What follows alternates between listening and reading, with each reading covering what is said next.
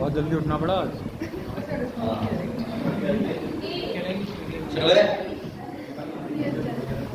चलो so we were discussing, आज हम लोगों को आर्टिकल 44 पढ़ना है ना, यूसेज। उससे पहले रिवीजन मार देते पढ़ने सब, कुछ लोग जो आ रहे हैं वो आ जाएंगे।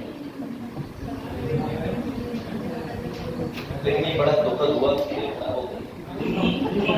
तो मैं मीम नहीं दिखेंगे, बस स्लाइड शेयर कर दूंगा ग्रुप में, लेकिन ध्यान दो ग्रुप में सभी मीम देखेंगे। पुराने ग्रुप में मैसेज डालने के बाद एक बच्चे का मैसेज आया, सर जी आगे के नोट प्रेषित करें जाए। मैंने कहा मेरी न्यूज एजेंसी नहीं।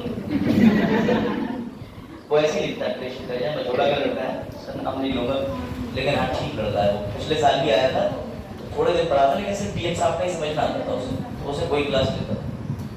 तब ये जोक नहीं समझेंगे। चलो मतलब लिमिटेड क्लासेस में आते थे कुछ बच्चे। चलो सब लोग आंसर लिख के लाए हो कि नहीं? चलो वीडियो शुरू कर दी ना आपने? गुड। बताओ भाई, कोई आप में से आर्टिकल 44 पे यूसीसी पे लिख के लाया है कोई आंसर? अभी मुझे आंसर मत दिखाओ, बस मेरा ये जानने का सवाल है आपसे कि थोड़ा बहुत आपने समझा। हाँ कुछ बच्चों के आंसर मुझे व्यक्तिगत आए मैं एक्सेप्ट करूँ। कुछ के व्यक्तिगत आंसर आए थे, मैंने टिक मार दी, वापस भेज भी दिए थे उन्हें, ठीक है। मेरा सवाल आपसे ये है कि यूसीसी क्या होता है, आर्टिकल 44 है क्या, ये बताओ जो आपको अभी तक आंसर लिखने के बाद महसूस हुआ।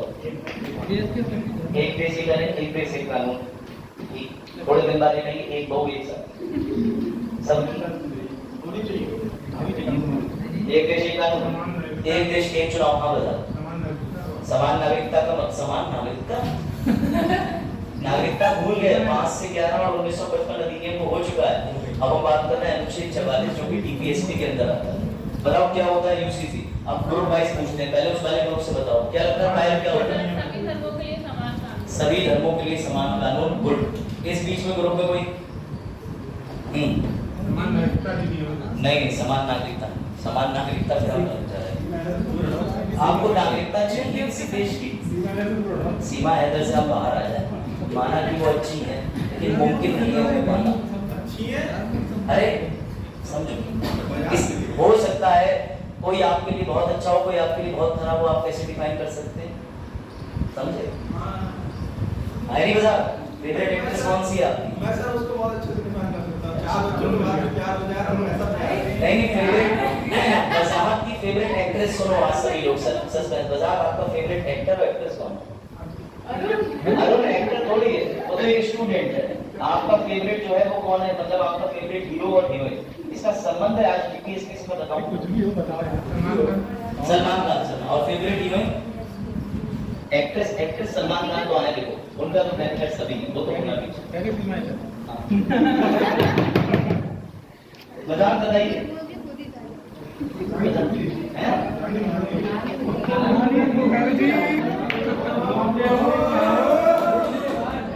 अपनी उम्र के हिसाब से चलना भी चाहिए सर। आ जाओ। नहीं देखो चॉइस है भाई, चॉइस है, लेकिन अच्छी चॉइस है। शी इज वेरी पेट्रियोटिक, अच्छी फिल्म बनाती है, सबसे अलग आवाज है। यानी रानी मुखर्जी 1, रानी मुखर्जी 2, दो लोगों का नंबर 2।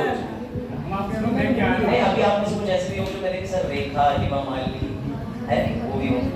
पापा सामने कहना तुम्हें शक की नजर से देखेंगे, हमारे समय की समंता साउथ। चलो आ जाओ वापस। वाले पसंद है लोगों को। नहीं साउथ वाले तो मुझे भी अच्छे लगते हैं, वो तो है, लेकिन कुछ लोग दलाल वाले साउथ का डायरेक्शन बढ़िया है, लेकिन साउथ में जो है जवान पिक्चर मुझे खासा इतनी अच्छी नहीं लगी। मतलब ये मेरा पब्लिक ओपिनियन है, फेयर क्रिटिसिज्म। उसमें कोई स्टोरी नहीं लगी, बुड्ढे सलमान खान और उसमें कोई अंतर ही नहीं रहा है, मतलब कुछ बहुत ज्यादा इन्होंने हौच-पौच बना दिया। एटली के डायरेक्शन में पहली घटिया पिक्चर चली। वो सही नहीं था। और गदर 2 भी नहीं अच्छी लगी। गदर 2 में उन्होंने एक तरह दिखा दिया इंटरनेशनल बॉर्डर की वैल्यू ही नहीं। दोनों पिक्चर मतलब साइंस फिक्शन पे बेस्ड थी, तो समझ रहे हो? इसलिए आ जाओ आर्टिकल 44 समझ लो, ठीक? अब बताओ भाई यूसीसी के बारे में सुनो। मैंने आपको लास्ट टाइम 3 तरीके की विधि बताई थी, किसी को याद है कि 3 तरीके के कौन से लॉज बताए थे? कैसे लॉज होते हैं इंडिया में? हाँ किसी को याद है? Very good very good very good very good. मान के चलो ऐसा ले लेते हैं, सैफ के मोहल्ले में एक है मिस्टर अहमद। सैफ कोई रिश्तेदारी में तो नहीं, के बाद में मैसेज आ जाए बाहर क्यों?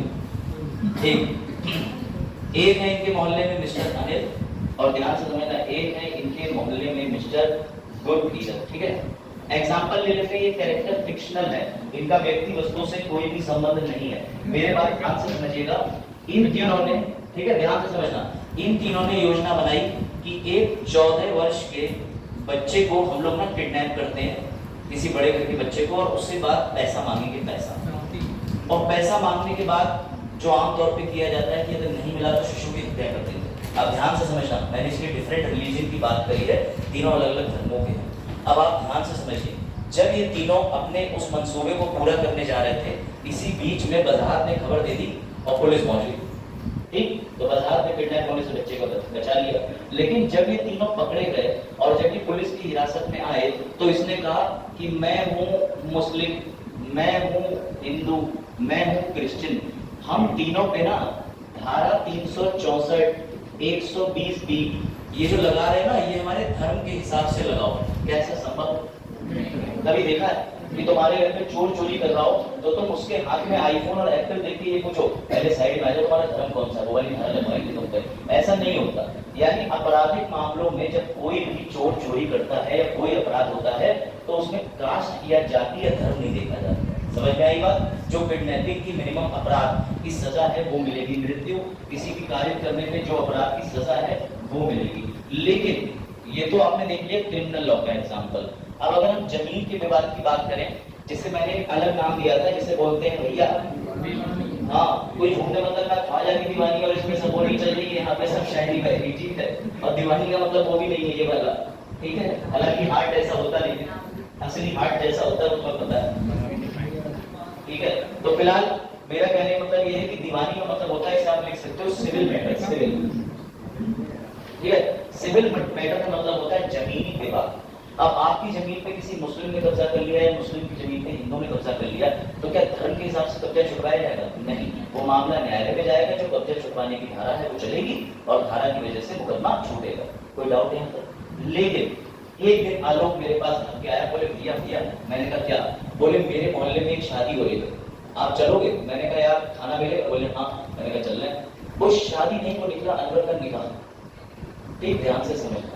अब कुछ ही दिन हुए थे अनवर के निकाह को, अनवर अपनी बीवी से बड़ा दुखी थे और अनवर को चाहिए था तलाक। तो मैं एडवोकेट भी हूँ, इसलिए तो मुझे लेके गए थे, क्योंकि मुझे पहले पता था शादी टूटेगी जहाँ जा रहे, कोई नियस्ती नहीं है, उसे पता था लड़की के बारे में, लड़के के बारे में, ठीक है।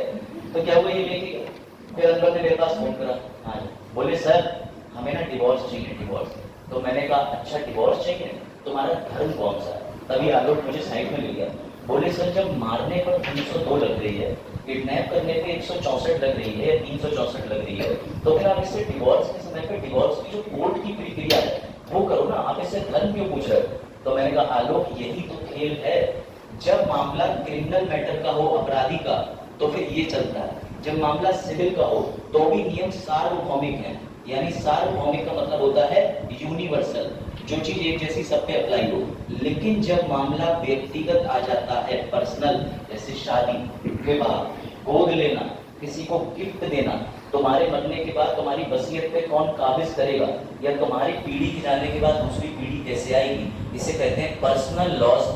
यहाँ पर प्रॉब्लम क्रिएट हो जाती है, यहाँ पर यूसीसी काम करता है। अगर तुमसे प्रीलिम्स में क्वेश्चन आ जाए कि यूसीसी या आर्टिकल 44 कौन से लॉस पे काम करता है, ऊपर लिखा हो क्रिमिनल, आपराधिक, नीचे लिखा हो राजस्व या दीवानी, और उसके नीचे लिखा हो पर्सनल, व्यक्तिगत विधि, तो इस पे टिक मारना। एक क्वेश्चन बन गया तुम्हारा, सब चीज अंडरस्टैंडिंग का खेल, ठीक है। तो आपको पर्सनल लॉ की बात करनी है। सर ये पर्सनल लॉ होते कैसे? पर्सनल लॉ का मतलब ये है कि जब मुस्लिम को मुस्लिम महिला से शादी करनी होती है तो वो क्या करते हैं? निकाह। हिंदू को हिंदू महिला से शादी करनी होती है तो वो सप्तपदी करते हैं। सप्तपदी पता है? मंदिर में ले जाकर के रिचुअल्स एंड राइट्स परफॉर्म करना, जहाँ पंडित तुमसे कहता है कि अगर निगनी होगी एक ही फेरे में निप जाएगी, साथ क्यों ले रहे हो? सुना है? क्यों रखे कह रहे हैं? और उसके बाद आ जाओ क्रिश्चियंस। क्रिश्चियन के अंदर तो सबसे यूनिक प्रथा है, जहाँ वो जो है बायोलॉजिकल प्रोसेस से थोड़ा दूर, कुछ आदि बायोलॉजिकल प्रोसेस की तरफ जाते हैं। क्रिश्चियंस का देखा है टीवी में? हाँ, वो वैसे बंद हो चुका है, वेटिकन सिटी में ऐसा होता नहीं है, इन पिक्चरों में तो दिखाना होता है।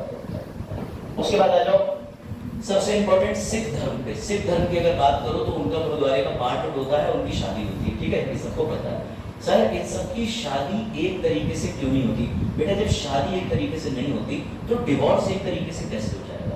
अगर मुस्लिम को अपनी वाइफ को डिवोर्स देना है तो वो बोलेगा उससे तलाक तलाक तलाक, जो कि खत्म हो चुका है। पहले ही चलता था कि आपने 3 बार तलाक तलाक तलाक बोल दिया और शादी खत्म हो गई।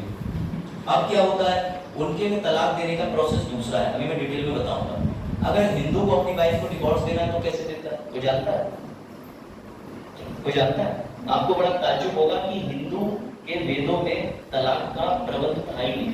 हिंदू जानते ही नहीं थे कि तलाक कैसे दिया जाता है, लेकिन लॉ ऐसा था कि समानता लाने के लिए कि महिला कोई गाय भैंस या कोई वस्तु नहीं है कि उसे किसी व्यक्ति के साथ बांध दो, उसे भी अधिकार है कि वो डिवोर्स ले सकती है। तो इसीलिए जब हिंदू विधि बनी तो उसमें डिवोर्स का ग्राउंड भी डाला गया। ये क्लियर हो? किसी को ये पता है कि सिख कैसे डिवोर्स लेते हैं? पता है? सर आप ये क्या समझा रहे हो कि सिख, क्रिश्चियन, मुस्लिम? सर हमें अपने धर्म का पता होगा ना, जो अपने मम्मी पापा की शादी देखी, रिश्तेदारी में अड़ोस पड़ोस में अपने रिलेटिव का डिवोर्स देगा, है ना? मेरी बात ध्यान से समझना, है नहीं? सर बिल्कुल सही बात है। अब चलो, शादी को नहीं देखा? नहीं, मम्मी पापा की सुनी तो होगी, अरे वीडियो कैसेट से तो देखी होगी, या उसमें भी मुंह ढाक लिया मैं, मम्मी को पापा ही देख सकते हैं, हम ना देखेंगे। ये इतने संस्कारी हो, ठीक है? पापा से ही पूछेंगे तो ये बोल तो तुम्हारा मुझे आ जाता है। चलो तो वो वही वाली बात होगी। अच्छा चलो पहले अलग अलग धर्म में ना थोड़ा सा तुम्हें डेमो दे देते हैं। चरम से हिंदू वाला पूछेंगे, सैफ से मुस्लिम पूछते हैं। सैफ किसी निकाह में तो आप कई निकाह देखोगे, मम्मी पापा वाला छोड़ के, पीछे से आपत्ति आई मम्मी पापा वाला कैसे देखिए? चलो निकाह में क्या होता है? निकाह की प्रोसेस सुने, फिर आपको मैं बड़ा इंटरेस्टिंग तथ्य बताता हूँ, सब जानना जरूरी। हाँ निकाह में क्या होता है? हाँ ऐसे बता दो बैठ बैठ। निकाह में पहले जो दूल्हा होता है उसके पास जाते हैं तो इमाम को मस्जिद से ठीक है। कौन सी पार के लिए जाते हैं उसके बाद उसके लिए दिखाया जाता है लड़के का नाम, उनके बारिश का नाम, फिर जो लड़की का नाम था उनके बारे में घर पे बैठे सेम प्रोसेस लड़का लड़की के साथ होती है, फिर इमाम साहब 3 बार कहते हैं कि गौ। अच्छा हाँ हमारे सामने लिखा हुआ है, पर वही प्रोसेस लड़की के साथ किया जाता है। समझना इंपॉर्टेंट है सब, अभी मैं कंफ्यूजन लेके आता हूँ।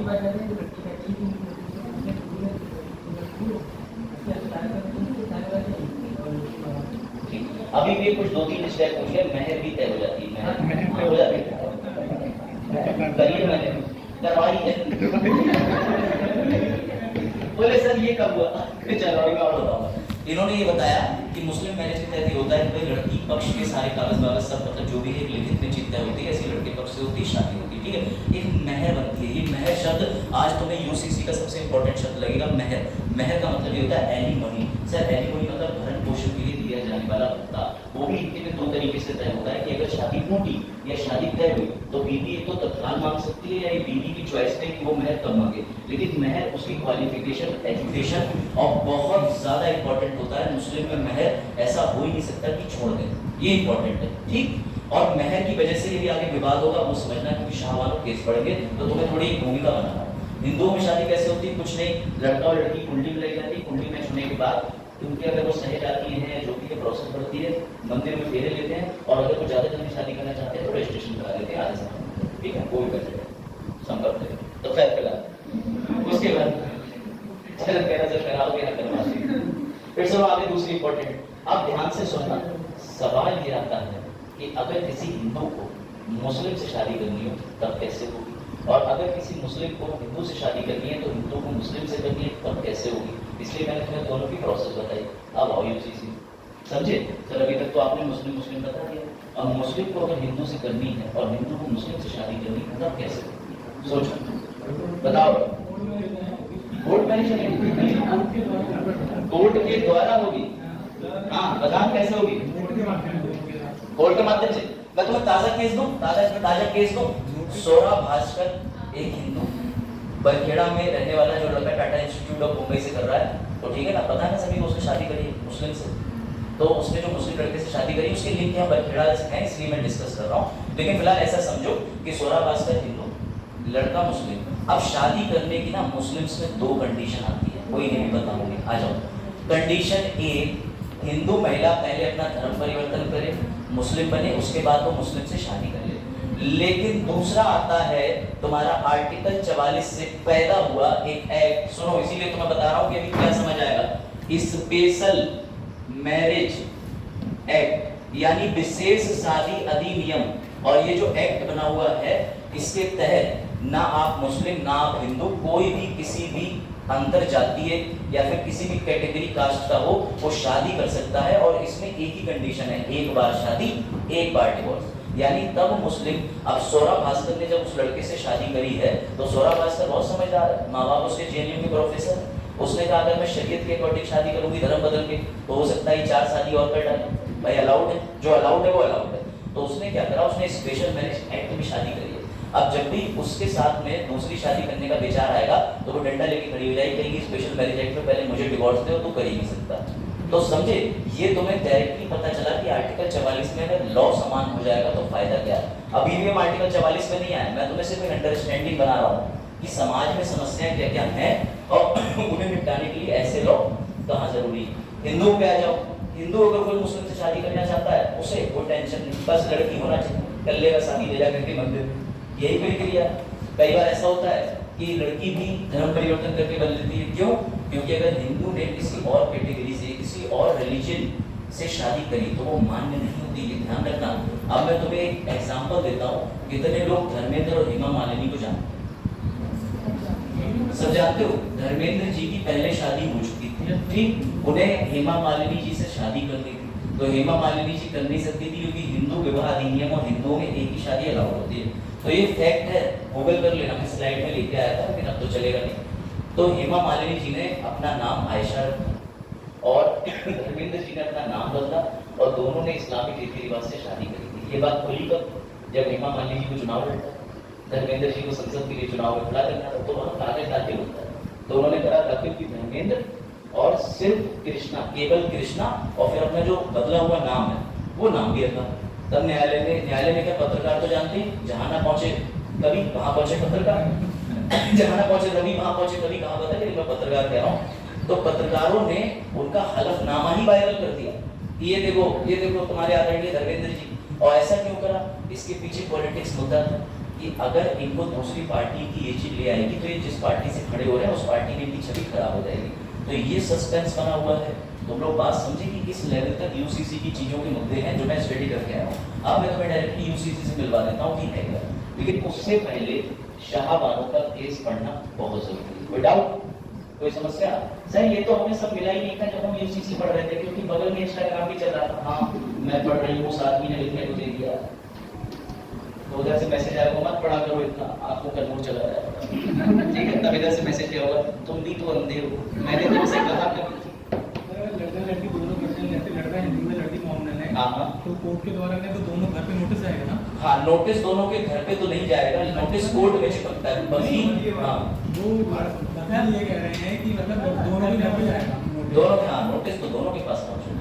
उसके बाद होगी शादी। उसके बाद शादी इसलिए होगी अगर वो 18 साल से ऊपर है, तो नियम ये होता है कि नोटिस तो जाना चाहिए, मैं और कह रहा हूँ, लेकिन हम पोस्ट की जगह पे थोड़ा सा सुविधा शुल्क देके अरेंज करा लेंगे। ये पूछना मेरे 2 क्लाइंट हूँ, अच्छा मतलब तुम धर्म नहीं, अरुण का इंस्टाग्राम ठीक चलता है। अब आ जाओ वापस आए। ऐसा हुआ कि शाहबानो बेगम नाम की एक महिला थी और ये कहानी है इंदौर मध्य प्रदेश की। बड़ा इंटरेस्ट के साथ सुनना, तो ये समझ आ जाएगा कि आगे पूरा घटनाक्रम है। हाँ पीछे क्या हुआ, शाहबानो वाला चल। तो शाहबानो, ये बात है उनकी शादी हुई 19 जो भी अपना 1930 1940s में। उस समय शाहबानो बड़ा यंग थी, भाई यंग एज में शादी होती है। शाहबानो की शादी हो गई बड़े अच्छे फेमस लॉयर से, उनका नाम था मोहम्मद अहमद। और ये घटना है इंदौर मध्य प्रदेश की। कोई डाउट है? कोई डाउट? मुस्लिम रीति रिवाज से शादी हुई, दोनों मुस्लिम थे, लेकिन एक दिन मोहम्मद अहमद, जब शाहबानो की उम्र 70 वर्ष थी और मोहम्मद अहमद साहब की भी उम्र 70 वर्ष थी, तब वो दूसरी शादी कर लेते हैं। और जब वो दूसरी शादी कर लेते हैं तो मुस्लिम में महर का कंसेप्ट होता है। महर का मतलब होता है, इसे कहते हैं भरण पोषण भत्ता। लेकिन हिंदुओं में भरण पोषण भत्ता अलग है, मुस्लिम में अलग है। मुस्लिम में जब किसी भी महिला को आप डिवोर्स देते हो, यानी उस समय पे चलता था तलाक तलाक तलाक, उन्होंने बोल दिया तो कोई भी मुस्लिम महिला इद्दत का एक पीरियड पूरा करती है। सही, इद्दत क्या होता है? इद्दत का मतलब ये होता है अलग अलग। अगर किसी के हस्बैंड ने उसे डिवोर्स दिया है तो 3 महीने, उसकी मृत्यु हो गई है तो 4 महीने 10 दिन। इसमें पीरियड ये होता है, माना जाता है कि इन केस उसके हस्बैंड ने उसे डिवोर्स दिया है, अगर वो प्रेग्नेंट होगी तो 3 महीने के टाइम पीरियड में डिस्क्लोज हो जाएगा, ताकि बच्चे की पैटर्निटी पता कर सके। ये भी समझना, उसी बीच में उस महिला को भरण पोषण देते हैं मुस्लिम, उसके बाद भरण पोषण नहीं देते हैं। ठीक, अब ध्यान से समझना। शाहबानो के पति ने उसे डिवोर्स दे दिया, दूसरी शादी करी। शाहबानो ने इद्दत का टाइम पीरियड पूरा करा और इद्दत के समय तक उन्होंने उनको मेहर भरण पोषण किया। क्लियर हो गया? क्लियर हुआ? और जो भी उनका राजी था, प्रॉपर्टी वो सब हो चुका था पहले। सवाल ये आया कि बूढ़ी शाहबानो ना तो पढ़ी लिखी थी, ना तो उनकी बॉडी कैपेसिटी इतनी थी कि वो जाकर के कहीं जॉब कर लेती। उनके साथ बड़ा इनजस्टिस हो गया और उनको इद्दत की पीरियड निकालने के बाद पैसा भी मिलना बंद हो गया और उन्हें 3 महीने के बाद घर से निकाल के कर दिया बाहर। बात आई समझ में? अब बूढ़ी शाहबानो दर दर के ठोकर खा रही, तो बूढ़ी शाहबानो को मिली एक महिला लॉयर। उसने ये कहा कि तुम्हें पैसे नहीं मिलते महीने के? बोले मैं मुस्लिम हूँ, मेरे मुस्लिम कल्चर में ये चीज है और उन्होंने ऐसे ऐसे करके कर दिया। बोली अच्छा ऐसा भी होता है? तब तो एक धारा है आपराधिक कानून में 125 CRPC, किसी ने सुनी है? नहीं सुनी होगी। ये धारा समझ लो, इसका सीधा कनेक्शन UCC से, बिल्कुल सीधा। ये धारा ये कहती है, ये संविधान का अनुच्छेद नहीं है, ये पहले समझ लेना। ये एक विधि है क्रिमिनल प्रोसीजर कोड यानी कि आपराधिक प्रक्रिया संहिता 1973, उसमें धारा है 125। ये धारा कहती है, अश्मित ध्यान से सुनना पीछे सब लोग, ये धारा कहती है महिला, बच्चे, मम्मी पापा जो तुम्हारे ऊपर आश्रित हैं, तुम्हें उनका भरण पोषण जब तक करना पड़ेगा जब तक कि वो अपने पैरों पे खड़े नहीं हो जाते। सर मतलब महिला ये बात ही नहीं करती 125 की हिंदू हो, मुस्लिम हो, सिख हो, ईसाई। ये धारा सीधे ये बोलती है कि किसी भी महिला को उसका पति तब तक भरण पोषण देगा, डिवोर्स के बाद भी देगा, जब तक वो दूसरी शादी नहीं कर लेती। कोई डाउट? अब तुम्हें एक कनेक्शन समझ आ रहा होगा कि सर शरीयत में कहा गया कि इद्दत के टाइम पीरियड तक दोगे, लेकिन धारा 125 कह रही है कि जब तक वो दूसरी शादी नहीं करेगी तब तक तुम्हें भरण पोषण देना। यही बात लेके शाहबानो की जो वकील साहिबा थी वो कोर्ट में पहुंची और कोर्ट ने कहा हाँ तो बिल्कुल ठीक कह रही हो। सबसे पहले मामला छोटी अदालत में जाता है, फैमिली कोर्ट, ठीक है, सबसे छोटी अदालत। जैसे पीलीभीत से कुछ मामले में आप संतुष्ट नहीं हुए, जजमेंट आया तो हाई कोर्ट जाओगे, हाई कोर्ट से संतुष्ट नहीं हुए और हाई कोर्ट ने भी लिख के दे दिया तो सुप्रीम कोर्ट चले जाओ। कोई डाउट? वो सबसे पहले निचली अदालत में पहुंची, निचली अदालत ने उनको कह दिया कि हाँ तुम 125 के तहत मुआवजा पाओगे। अब मैंने शुरू में बताया कि मोहम्मद अहमद खुद एक जाने माने इंदौर के लॉयर, तो भाई लॉयर के तो ईगो क्या आई, तो चुप बैठेगा क्या कि मेरे पर्सनल लॉ में मना है और कोर्ट कह रहा है देना है। उन्होंने इस मामले को चैलेंज कर दिया जबलपुर हाई कोर्ट में, मध्य प्रदेश का हाई कोर्ट जबलपुर में। कोई डाउट? जब ये मामला चैलेंज हुआ तो हाई कोर्ट ने सुनो क्या करा, मजे की बात, हाई कोर्ट ने उनका जो मेंटेनेंस था और बढ़ा दिया। बोले मोहम्मद अहमद तुम गलत हो, शाहबानो ठीक है। अभी तो मैंने और पता कितने रुपए की बात थी, 130 या 125 रुपए की बात थी, उस समय बहुत थी, 1984 की बात। इस केस को क्यों इंपॉर्टेंट है ये तो मैं बताऊं। हाँ उसके बाद सुनिए, उन्होंने कहा कि सिर्फ 75 रुपए दे रहे हो, नहीं तुम 130 रुपए दोगे शाहबानो के। अब जब हाई कोर्ट से भी मोहम्मद अहमद को, सुन लो ध्यान से, उसके बाद हाई कोर्ट से भी जब मोहम्मद अहमद जो है उनको कोई रिलीफ नहीं दी तो वो चले गए सुप्रीम कोर्ट। अब जब वो सुप्रीम कोर्ट, क्योंकि अभी इसका सीधा कनेक्शन एक सरकार गिरने से है, तुष्टीकरण की राजनीति से है, राजीव गांधी से है, इसलिए मैं केस बता रहा हूँ, मुझे शौक नहीं है, सुनो ध्यान से। तो क्या हुआ, इस केस के बाद मामला सुप्रीम कोर्ट पहुंचा और सुप्रीम कोर्ट में 1984 में जो बेंच बनी थी उस समय हमारे वर्तमान चीफ जस्टिस ऑफ इंडिया के पापा थे उस समय, सुना किसी ने नाम, वाई बी चंद्रचूड़ जी, वाई बी चंद्रचूड़, इस समय डी.वाई चंद्रचूड़ जो इस समय 50 में CJI हैं, उनके पापा उस समय पे बैठे हुए थे और वो चीफ जस्टिस ऑफ इंडिया ही थे। उनके भी बड़े दमदार फैसले, बड़े बड़े अच्छे जजमेंट दिए। तो हुआ ये कि सुप्रीम कोर्ट ने, अब मुस्लिम लोग बहुत ध्यान से सुने क्योंकि अब मैं तुम्हारे लिए कोई रिलीजियस चीज बताने जा रहा हूँ, सिर्फ आप भी और पीछे आप भी रखिए। सुप्रीम कोर्ट ने कहा, जब पहले मोहम्मद अहमद बोले मेरा पर्सनल लॉ शरीयत इस बात की इजाजत नहीं देता और ये कानूनी अधिकार है कि कोई भी सरकार, कोई भी अदालत मेरे व्यक्तिगत विधि में हस्तक्षेप नहीं कर सकती, can not intervene into my personal law. बात क्लियर है? मोहम्मद अहमद खान ने जब ये सुप्रीम कोर्ट में बात रखी तो उस महिला की वकील ने भी बात कही सुप्रीम कोर्ट के सामने, बोले हम कब कह रहे हैं कि हम तुम्हारे धर्म के अलग जा रहे हैं? तो सुप्रीम कोर्ट बोला कैसे, प्रूव करो। तब उसने ध्यान से समझना, सूरा नंबर 241, सूरा नंबर 241, 242, ये तो सभी को पता होगा कि जितनी भी विधि बनी है वो होली कुरान से ही बनी है। आपका शरीयत है या कोई भी ऐसी चीज है, होली कुरान सर्वोपरि है, सबसे ऊपर, उसी से सारी विधियां निकली, ठीक है। तब वो सुप्रीम कोर्ट ऐसा ही है, सुप्रीम कोर्ट ने जब रामलला का मैटर था तो अस्तित्व के लिए वेद छांटे थे कि वेद लाओ इनका रेफरेंस दो। तो जब कुरान की बात आई, जब मुस्लिम धर्म की बात आती है तो वहां पर अच्छे अच्छे उलेमा बुलाए जाते हैं, ठीक है, सारे उलेमा। मुस्लिम वक्फ बोर्ड आया, अलग अलग बोर्ड आया ये समझाने के लिए कि हमारे व्यक्तिगत धर्म में हस्तक्षेप न करो। तब उस महिला की लॉयर ने कहा सुप्रीम कोर्ट के सामने कि हुजूर 241, 242 एक बात कहता है कि कोई भी व्यक्ति भूखा ना रहे, किसी यतीम की मदद करना, किसी गरीब को खाना देना, इससे शवाब मिलता है, इससे वो व्यक्ति को जन्नत मिलती है, या जो भी उनका कंसेप्ट हो रिलीजियस, और उससे अच्छा कोई व्यक्ति नहीं होता जब किसी भूखे की मदद करे, लाचार की मदद करे। ये बात सूरा नंबर 241 और 242 करती है। तब मोहम्मद अहमद खान को भी बोलना पड़ा, हाँ ये तो लिखा हुआ है। बोले जब ये लिखा हुआ है तो 125 धारा सीआरपीसी की और सूरा 241, 242 कहाँ अलग अलग बात कह रहे हैं? और मुबारक हो, ये लैंडमार्क जजमेंट बन गया कि कोई मुस्लिम वुमेन जो है उसको 125 के तहत मुआवजा मिलता है जब तक वो दूसरी शादी नहीं करती। नो डाउट, समझे कनेक्शन? ये है यूसीसी की पावर। इसमें मिलता है मांग पे, हाँ तो कौन है? हाँ वो आई है, अभी तो क्लास में टाइम हो जाइए। हाँ ये मांग पे तो मिलता है, लेकिन शाहबानों ने तो मांगा ना, शाहबानों जो गरीब बूढ़ी महिला, नहीं नहीं, अगर वो अपना ये राइट प्रैक्टिस करना नहीं चाहती तो वो ये अपना राइट जो है ओवरलैप कर सकती, छोड़ सकती। कोई डाउट, कोई डाउट, कोई समस्या? अब ध्यान से सुनो, अब आता है कहानी में ट्विस्ट। जब ये समझ गए, किसी को अपनी कोई डाउट 241, 242 धारा 125, तुम्हें मेंस की कॉपी में भले ही तुम आयत नंबर 241 और 42 मत लिखो, कोई तुमसे नहीं पूछ रहा, भूल जाओ आयत को, लेकिन धारा 125 सीआरपीसी भारतीय दंड प्रक्रिया, समझ में आएगा, भारतीय आपराधिक प्रक्रिया संहिता, इसकी धारा अगर तुम लिख के आए शाहबानों के केस में तब मजा आएगा। बच्चे की बता दे उम्र है।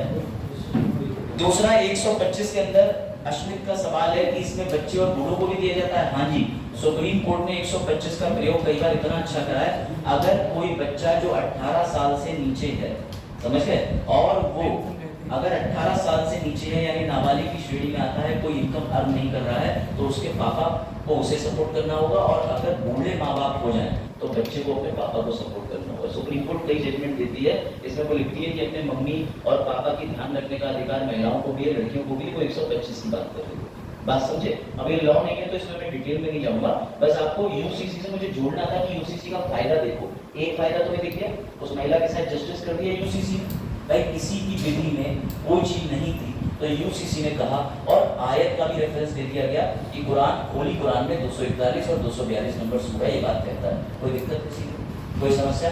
ये था शाहबानों केस का जजमेंट, कोई डाउट?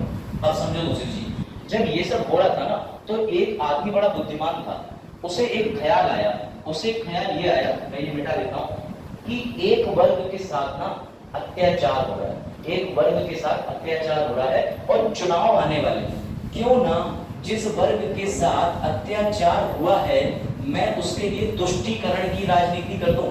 सही, तुष्टीकरण का मतलब क्या होता है? तुष्टीकरण का मतलब ये होता है कि मुझे अपने पापा से काम है, तो मैंने सुबह पापा को फोन करके, पापा बड़े स्मार्ट लग रहे हैं, आज कहाँ जा रहे हैं? तो पापा ने ठीक है बेटा, फिर वो दोपहर में आया, मैंने कहा पापा क्या बाइक चलाते हो? तो उन्होंने कहा गधे तुझे चाहिए क्या ये बता। मैं समझ रहा हूँ कि कोई क्यों इतना तुष्टीकरण कर रहा है, बैठो मस्का मार रहा है, बटरिंग कर रहा है।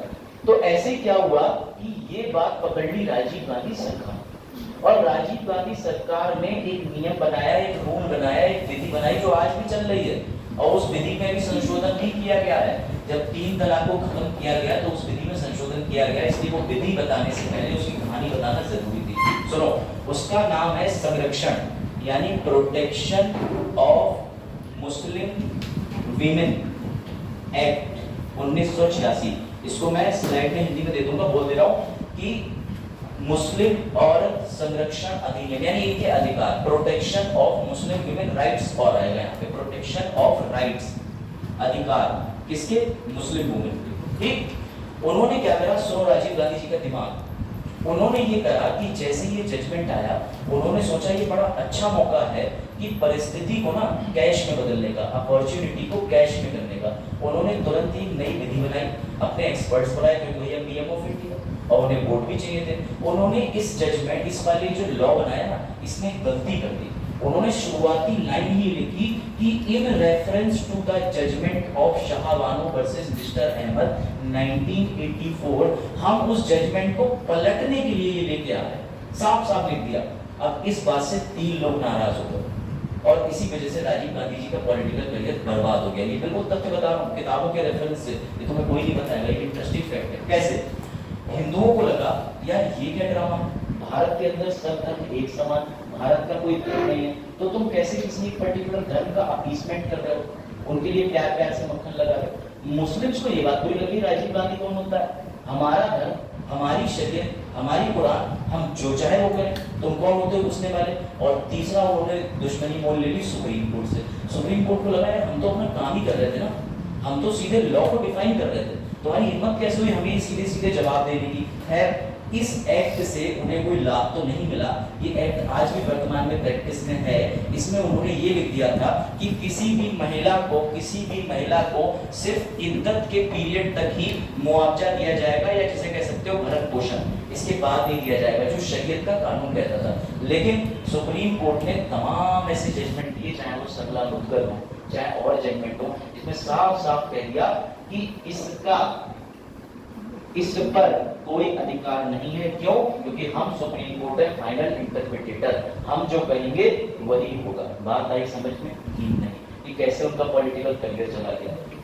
कृष्णपाल को डाउट, एकदम क्लियर, एकदम समझ आया? पीछे जो लोग नए आए मैं तो थोड़ा नहीं समझ आया हुआ, लेकिन चलो कोई बात नहीं, समझ में आया? यूसीसी के पीछे की बनने की कहानी हर विधि की अपनी होती है। अब मैं यहाँ तो ये बताऊँ पुर्तगाली से आया ये वर्ड था, तो वो तुम्हारे लिए ग्रुप डी में काम आएगा, लेकिन ग्रुप ए में सिपाही जो होता है उसे एडीएम एक्ट वो कहता है कि जाओ जाकर के वहाँ दंगा हो गया, लाठी लेके भाग के जाओ, वो दिमाग नहीं लगाता, वो लाठी उठाएगा भाग जाएगा। लेकिन तुम्हें ये परिणाम देखना है कि वो वहाँ जाएगा तो दंगा भगाएगा तो नहीं, तुम्हें पॉलिसी बनानी है, तुम्हें नीति बनानी है। तो मैं तुम्हें ग्रुप ए की चीज बताऊंगा, वरना मुझे भी ग्रुप डी बताने में बड़ा मजा आता है। समझे? तो कनेक्शन समझ आया? आगे बढ़े, कोई डाउट? अब सुनो, मुख्य तौर से हम यूसीसी पे आते हैं। अब सर बताइए आगे की राह क्या है? तो समझो, जब यूसीसी भारत में लाने की बात चल रही है, जो अभी से नहीं चल रही, अब मैं तुम्हें एक इंपॉर्टेंट चीज बताता हूँ। हाँ पूछो।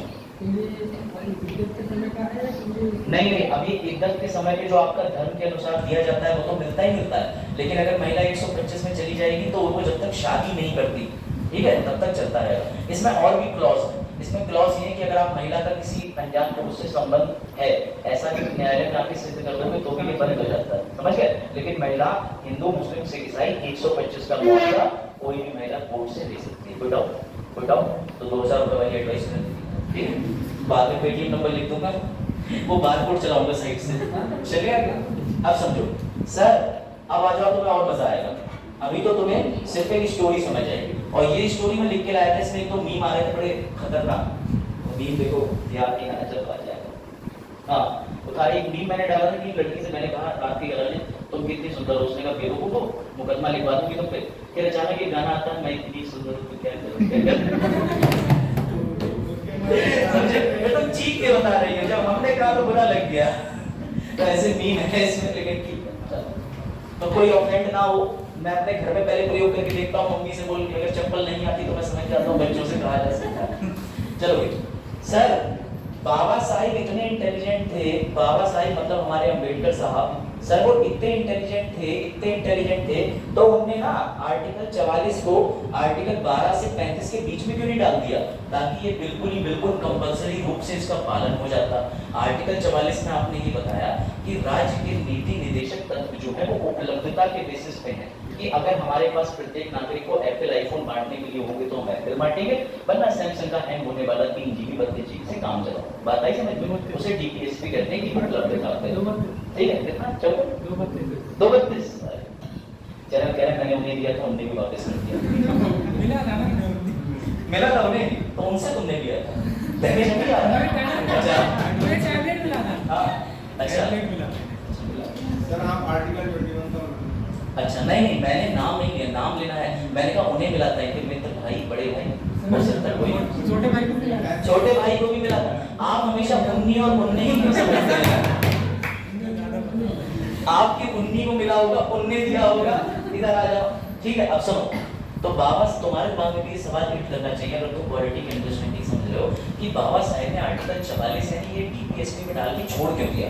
उन्होंने ये डाल के क्यों छोड़ दिया कि राज्य के पास जब लगेगा तब वो आर्टिकल 44 लागू करे, और उसको नहीं लग रहा तो फिर कोई जरूरी नहीं है। क्योंकि 12 से 35 वाली चीज में तो तुम कोर्ट में जा सकते हो कि सर हमारा मौलिक अधिकार नहीं मिल रहा, करवाओ करवाओ करवाओ, लेकिन तुम डीपीएसपी को लेकर न्यायालय में नहीं जा सकते। ये तो तुम्हें पता होना चाहिए। और एक मूल मंत्र और है, वो जो नए बच्चे हैं वो याद रखो कि डीपीएसपी को लागू करने के लिए सरकार विधि ही बनाएगी। ये भी याद रखना, बिना विधि बनाए डीपीएसपी सरकार लागू नहीं कर सकती। ये मूल मंत्र है। अब सुनो बड़ा इंटरेस्टिंग बात। तो जब ये पूछा गया तो बाबा साहिब को भाई फोन मिलाया गया। फोन सर इस समय से कैसे मिला गया? अरे बेटा वो होता है बंगाली बाबाओं को पोस्टर नीचे भी होते हैं, बाप छोटे हुए मुकदमे ऐसा सब मतलब होता है ना कि बंगाली बाबा से बात करें सारी समस्या का हल्का है। तो मैंने भैया हाँ छूटा हुआ प्यार वापस कानून ने कई बार मिलाया, लेकिन बाबा की अब बात होती है उसके हाथ से। समझ रहे हो? इनका प्यार छूटा नहीं, वो बाबा को मिल गया। चलो भाई, तो इन्होंने बंगाली बाबा से भाई नंबर मुझे दिया। ऐसा कोई करना मत, ये सिर्फ जोक और कनेक्टिविटी के लिए, कहीं तो आज बसों में नंबर मिलाते हो वो चली गई तो भी चले गए, तो वो कहेगा उन दोनों का कुछ होगा तभी चलेगा। चलो तो बंगाली बाबा वाला भाई नंबर मिलाया। मैंने कहा बस एक बार बाबा साहब से बात करा। तो मेरी बड़ी इच्छा है जानने की बाबा साहब ने इतनी इंपॉर्टेंट चीज जिससे सब धर्मों के बीच समानता आ जाती, जिससे सारी विधियां एक समान हो जाती। न्यायालय को किताब नहीं खोलनी पड़ती कि अच्छा मुस्लिम मैटर आया लाओ किताब खोल लें, हिंदू आया लाओ किताब खोल लें। तब बाबा साहब ने कहा कि रुको, जब उस समय भारत विभाजित हुआ था तो कितनी टेंशन थी, मुझे पता भी है। मैंने कहा सर कैसे? बोले 47 के बाद हिंदू और मुस्लिम को लेकर दंगे भड़कने की स्थिति थी पूरे भारत में। ऐसे में हम एक भट्टा लेकर के आते और कहते जी हम ला रहे हैं समान नागरिक संहिता, आर्टिकल 44, तुम्हारा धर्म भी, अच्छी अच्छी बातें जोड़ देंगे। बोले तो सिविल वॉर हो जाता।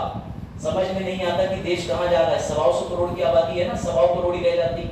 समझ में आई बात? बोले इतना दंगा छिड़ जाता है। इसलिए हमने आर्टिकल 44 को बचा के रखा, और आर्टिकल 44 को बाबा साहेब का अनफुलफिल्ड ड्रीम भी बोला जाता है। इंटरव्यू का क्वेश्चन ना प्री में आएगा ना मेंस में। अनफुलफिल्ड ड्रीम का मतलब ऐसी इच्छा जो अधूरी रह गई। तुमसे अगर कभी कोई पूछे इंटरव्यू में कि कॉन्स्टिट्यूशन में ऐसा कोई आप आर्टिकल बताओ जो ड्रीम कॉन्स्टिट्यूशन मेकर्स देखना चाहते हो, तो तुम्हें कहना है आर्टिकल 44, क्योंकि बाबा साहेब का वो अनफुलफिल्ड ड्रीम था जो पूरा नहीं हो पाया। तो बाबा साहेब ने इस सरकारों पर छोड़ दिया कि तुम्हें जिस राज्य में लगे, तुम्हें भारत के जिस भूभाग में लगे, तुम अपने आप यूसीसी लागू कर लेना, लेकिन करना जरूर। इसीलिए उन्होंने वहां अंग्रेजी में वर्ड डाला है शैल।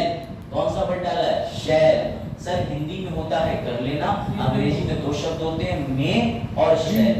अगर मे लिखा है तो छोड़ो कल की बातें, लेकिन शैल का मतलब करना ही करना है। बात आई समझ में? मैं फिर से समझा दे रहा हूँ, कुछ बच्चों को नहीं समझ आया होगा सर क्या कह रहे हैं। सुनो, तुम्हें आर्टिकल 21 की लाइनें याद है? उसमें लिखा है राज्य यानी कि स्टेट किसी भी व्यक्ति से भेदभाव नहीं करेगा। क्या हुआ पीछे? देखो ध्यान से, बड़ा इंपॉर्टेंट टॉपिक है। अभी हम मेंस का क्वेश्चन इसे सॉल्व करेंगे पूरा, क्योंकि ये मेंस का क्वेश्चन जुडिशरी में आया था। तो मैं तुम्हें इसलिए बता रहा हूँ कि तुम भी अगर मेंस दोगे इस साल, संभवतः देना जरूर, तो तुम्हें ये आएगा। तो इसकी रूपरेखा मैं बताऊंगा। अब सुनो ध्यान से, कोई भी आर्टिकल के अंदर अंग्रेजी में अगर शैल लिखा है तो वो सरकारों को करना ही करना है, बस इतना समझ जाओ। अब आगे आएगा वापस। हुआ ये कि बाबा साहेब ने इसको डाल करके छोड़ दिया कि जब आगे सरकारें आएंगी तो करेंगी, लेकिन दो जगह यूसीसी की बात होती है। सर दो जगह हमने तो हुआ सुना था, तो उत्तराखंड को कैसे छोड़ सकते हो जहां अभी चर्चा में था? उत्तराखंड के अंदर धामी जी ने कहा हम यूसीसी ला रहे हैं, सब तैयार हैं, लेकिन कितने लोग जानते हैं कि अभी उत्तराखंड में यूसीसी लागू हो गया है कि नहीं हुआ है? क्योंकि तुमने वो न्यूज पढ़ी नहीं पढ़ी चल गया नहीं पढ़ी। सर सही बात है, एकदम सही। इंस्टाग्राम से पढ़ सकता वो भी सर चलाना जरूरी है ना। हाँ ये बात। सर ऐसा करो ना, जितने न्यूज चैनल है डीडी भारती ना, आप सबको इंस्टाग्राम पे बनवा दो। जिस दिन वो सब इंस्टाग्राम पे आ गए उस दिन तुम सब जो है दूसरा कोई नया ऐप बना लोगे खुद ही बैठ करके, ठीक है? सर चैट हिस्ट्री डिलीट करने में आसानी होती है। चलो अच्छा ठीक है, तो देखो अब हुआ ये, ध्यान से समझना।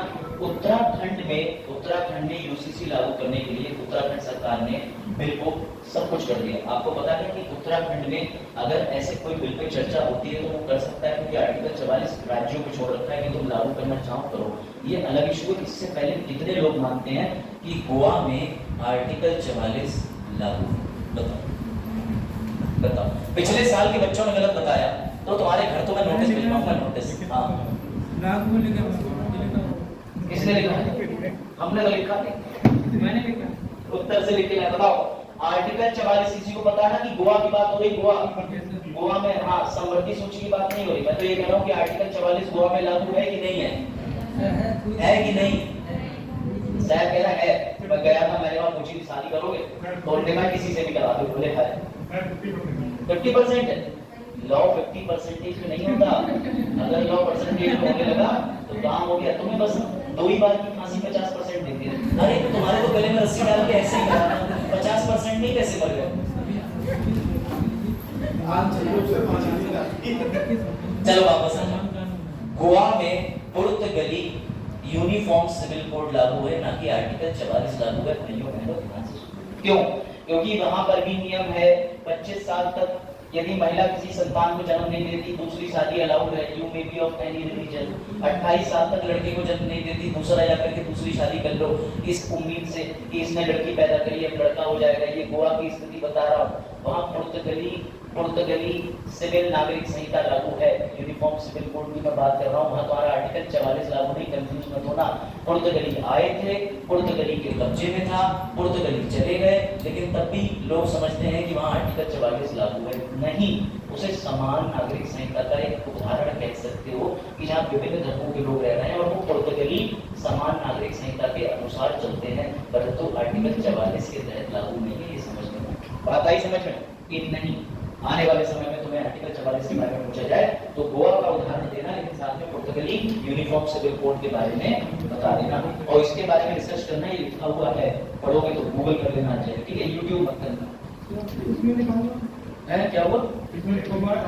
आप देखिएगा, मैं आपको अच्छी कोचिंग के नोट्स मिल जाएंगे। मैं नाम नहीं लूंगा, जिन कोचिंग पे आपको मुझसे ज्यादा विश्वास है उन कोचिंग का आप देख लीजिए। इधर क्यों नहीं? जिन्हें पूछेंगे हमसे नहीं पूछ लेंगे, इनका कोई एक बुक कह रही है सर रसमलाई ले आना, आप क्यों ले आए? ठीक है, चलो ये वापस आ जाओ। तो सर समान नागरिक संहिता है क्या? तो अभी तक समझ ही नहीं पाए बेटा, सुनो ध्यान से। समान नागरिक संहिता का सीधे मतलब है सर, आपने जो पर्सनल लॉज बताए थे वो सभी धर्मों के समान कर देना। सर सभी धर्मों के समान मतलब डिवोर्स होगा पूरे भारत में एक ही तरीके से, चाहे हिंदू हो, मुस्लिम हो, सिख हो, ईसाई हो, पारसी हो, जूस हो, कोई हो, शादी होगी तो एक ही तरीके से। अगर वो अपने धर्म से भिन्न शादी कर रहे हैं तब स्पेशल मैरिज एक्ट की तरह। ठीक सर, बच्चा गोद लेना है बच्चा, तो भी उनको यूनिफॉर्म सिविल कोड के जरिए लेना पड़ेगा। लेकिन यूनिफॉर्म सिविल कोड के जरिए एक समस्या आ रही है। उस समस्या ये आ रही है, जैसे हिंदू विवाह अधिनियम में लिखा है कि ब्राइड यानी कि दूल्हा और दूसरी लाइन में लिखा है दुल्हन, तो फिर ट्रांसजेंडरों को कहाँ रखोगे बताओ? यानी हम सबके लिए एक कानून तो बनाना चाह रहे हैं, लेकिन सुन लो अरुण, सुन लो, नहीं पता तुम्हें जो मैं तथ्य बता रहा हूँ, मैं तो आंसर देती होते। जो मैं क्वेश्चन पूछ रहा हूँ फिर से सुनो कि अगर आप समान कानून बनाने की बात कर रहे हो, पहले भारत में समानता तो दे दो। तुम्हारे यहाँ खुद के मुद्दे चल रहे हैं कि ट्रांसजेंडर को शादी करने का अधिकार नहीं, तुमने उन्हें अननेचुरल सेक्स का तो राइट दे दिया 18 से ऊपर, धारा 377 तुमने खत्म कर दी, लेकिन तुमने उनके शादी के, गोद लेने के, उनकी वसीयत का क्या होगा, गिफ्ट देने के अधिकार तो बनाए नहीं। अब ऐसे में यूसीसी को 5 चीजों पे लागू अभी ना करने की बात चल रही है। सर कौन सी वो 5 चीजें जिस पे लागू नहीं करा जाएगा? उनके लिए समस्या आ रही है विवाह, मैरिज, दूसरा है ए से अडॉप्शन, गोद लेना, तीसरा है आई इंटर स्टेट यानी किसी मरने के बाद उस घर में वारिस कौन होगा, उसके बाद आ रहा है डी डिवोर्स, एस से सक्सेशन, सक्सेशन का मतलब उत्तराधिकारी चुनना, यानी अगर पर्सनल लॉ बनाया जाएगा तो मैरिज, इंटरस्टेट, डिवोर्स और उसके बाद आ गया आपका अडॉप्शन और सक्सेशन, मैंने सब नोट्स में डाला है। इनकी समस्या के चलते यूसीसी लागू करना सरकार के लिए चुनौती है। सर फायदा तो होगा, फायदा, हाँ जी फायदा सुन लो, इसके 3 फायदे हैं मोटा मोटी तौर पे। पहला फायदा, बाजार सबसे बड़ा फायदा, gender justice. Sir gender justice कई धर्मों में महिलाओं के प्रति बहुत से ऐसे सिद्धांत हैं जो गलत हैं। विद रिस्पेक्ट डॉक्ट्राइन ऑफ हलाला, सुना है ना?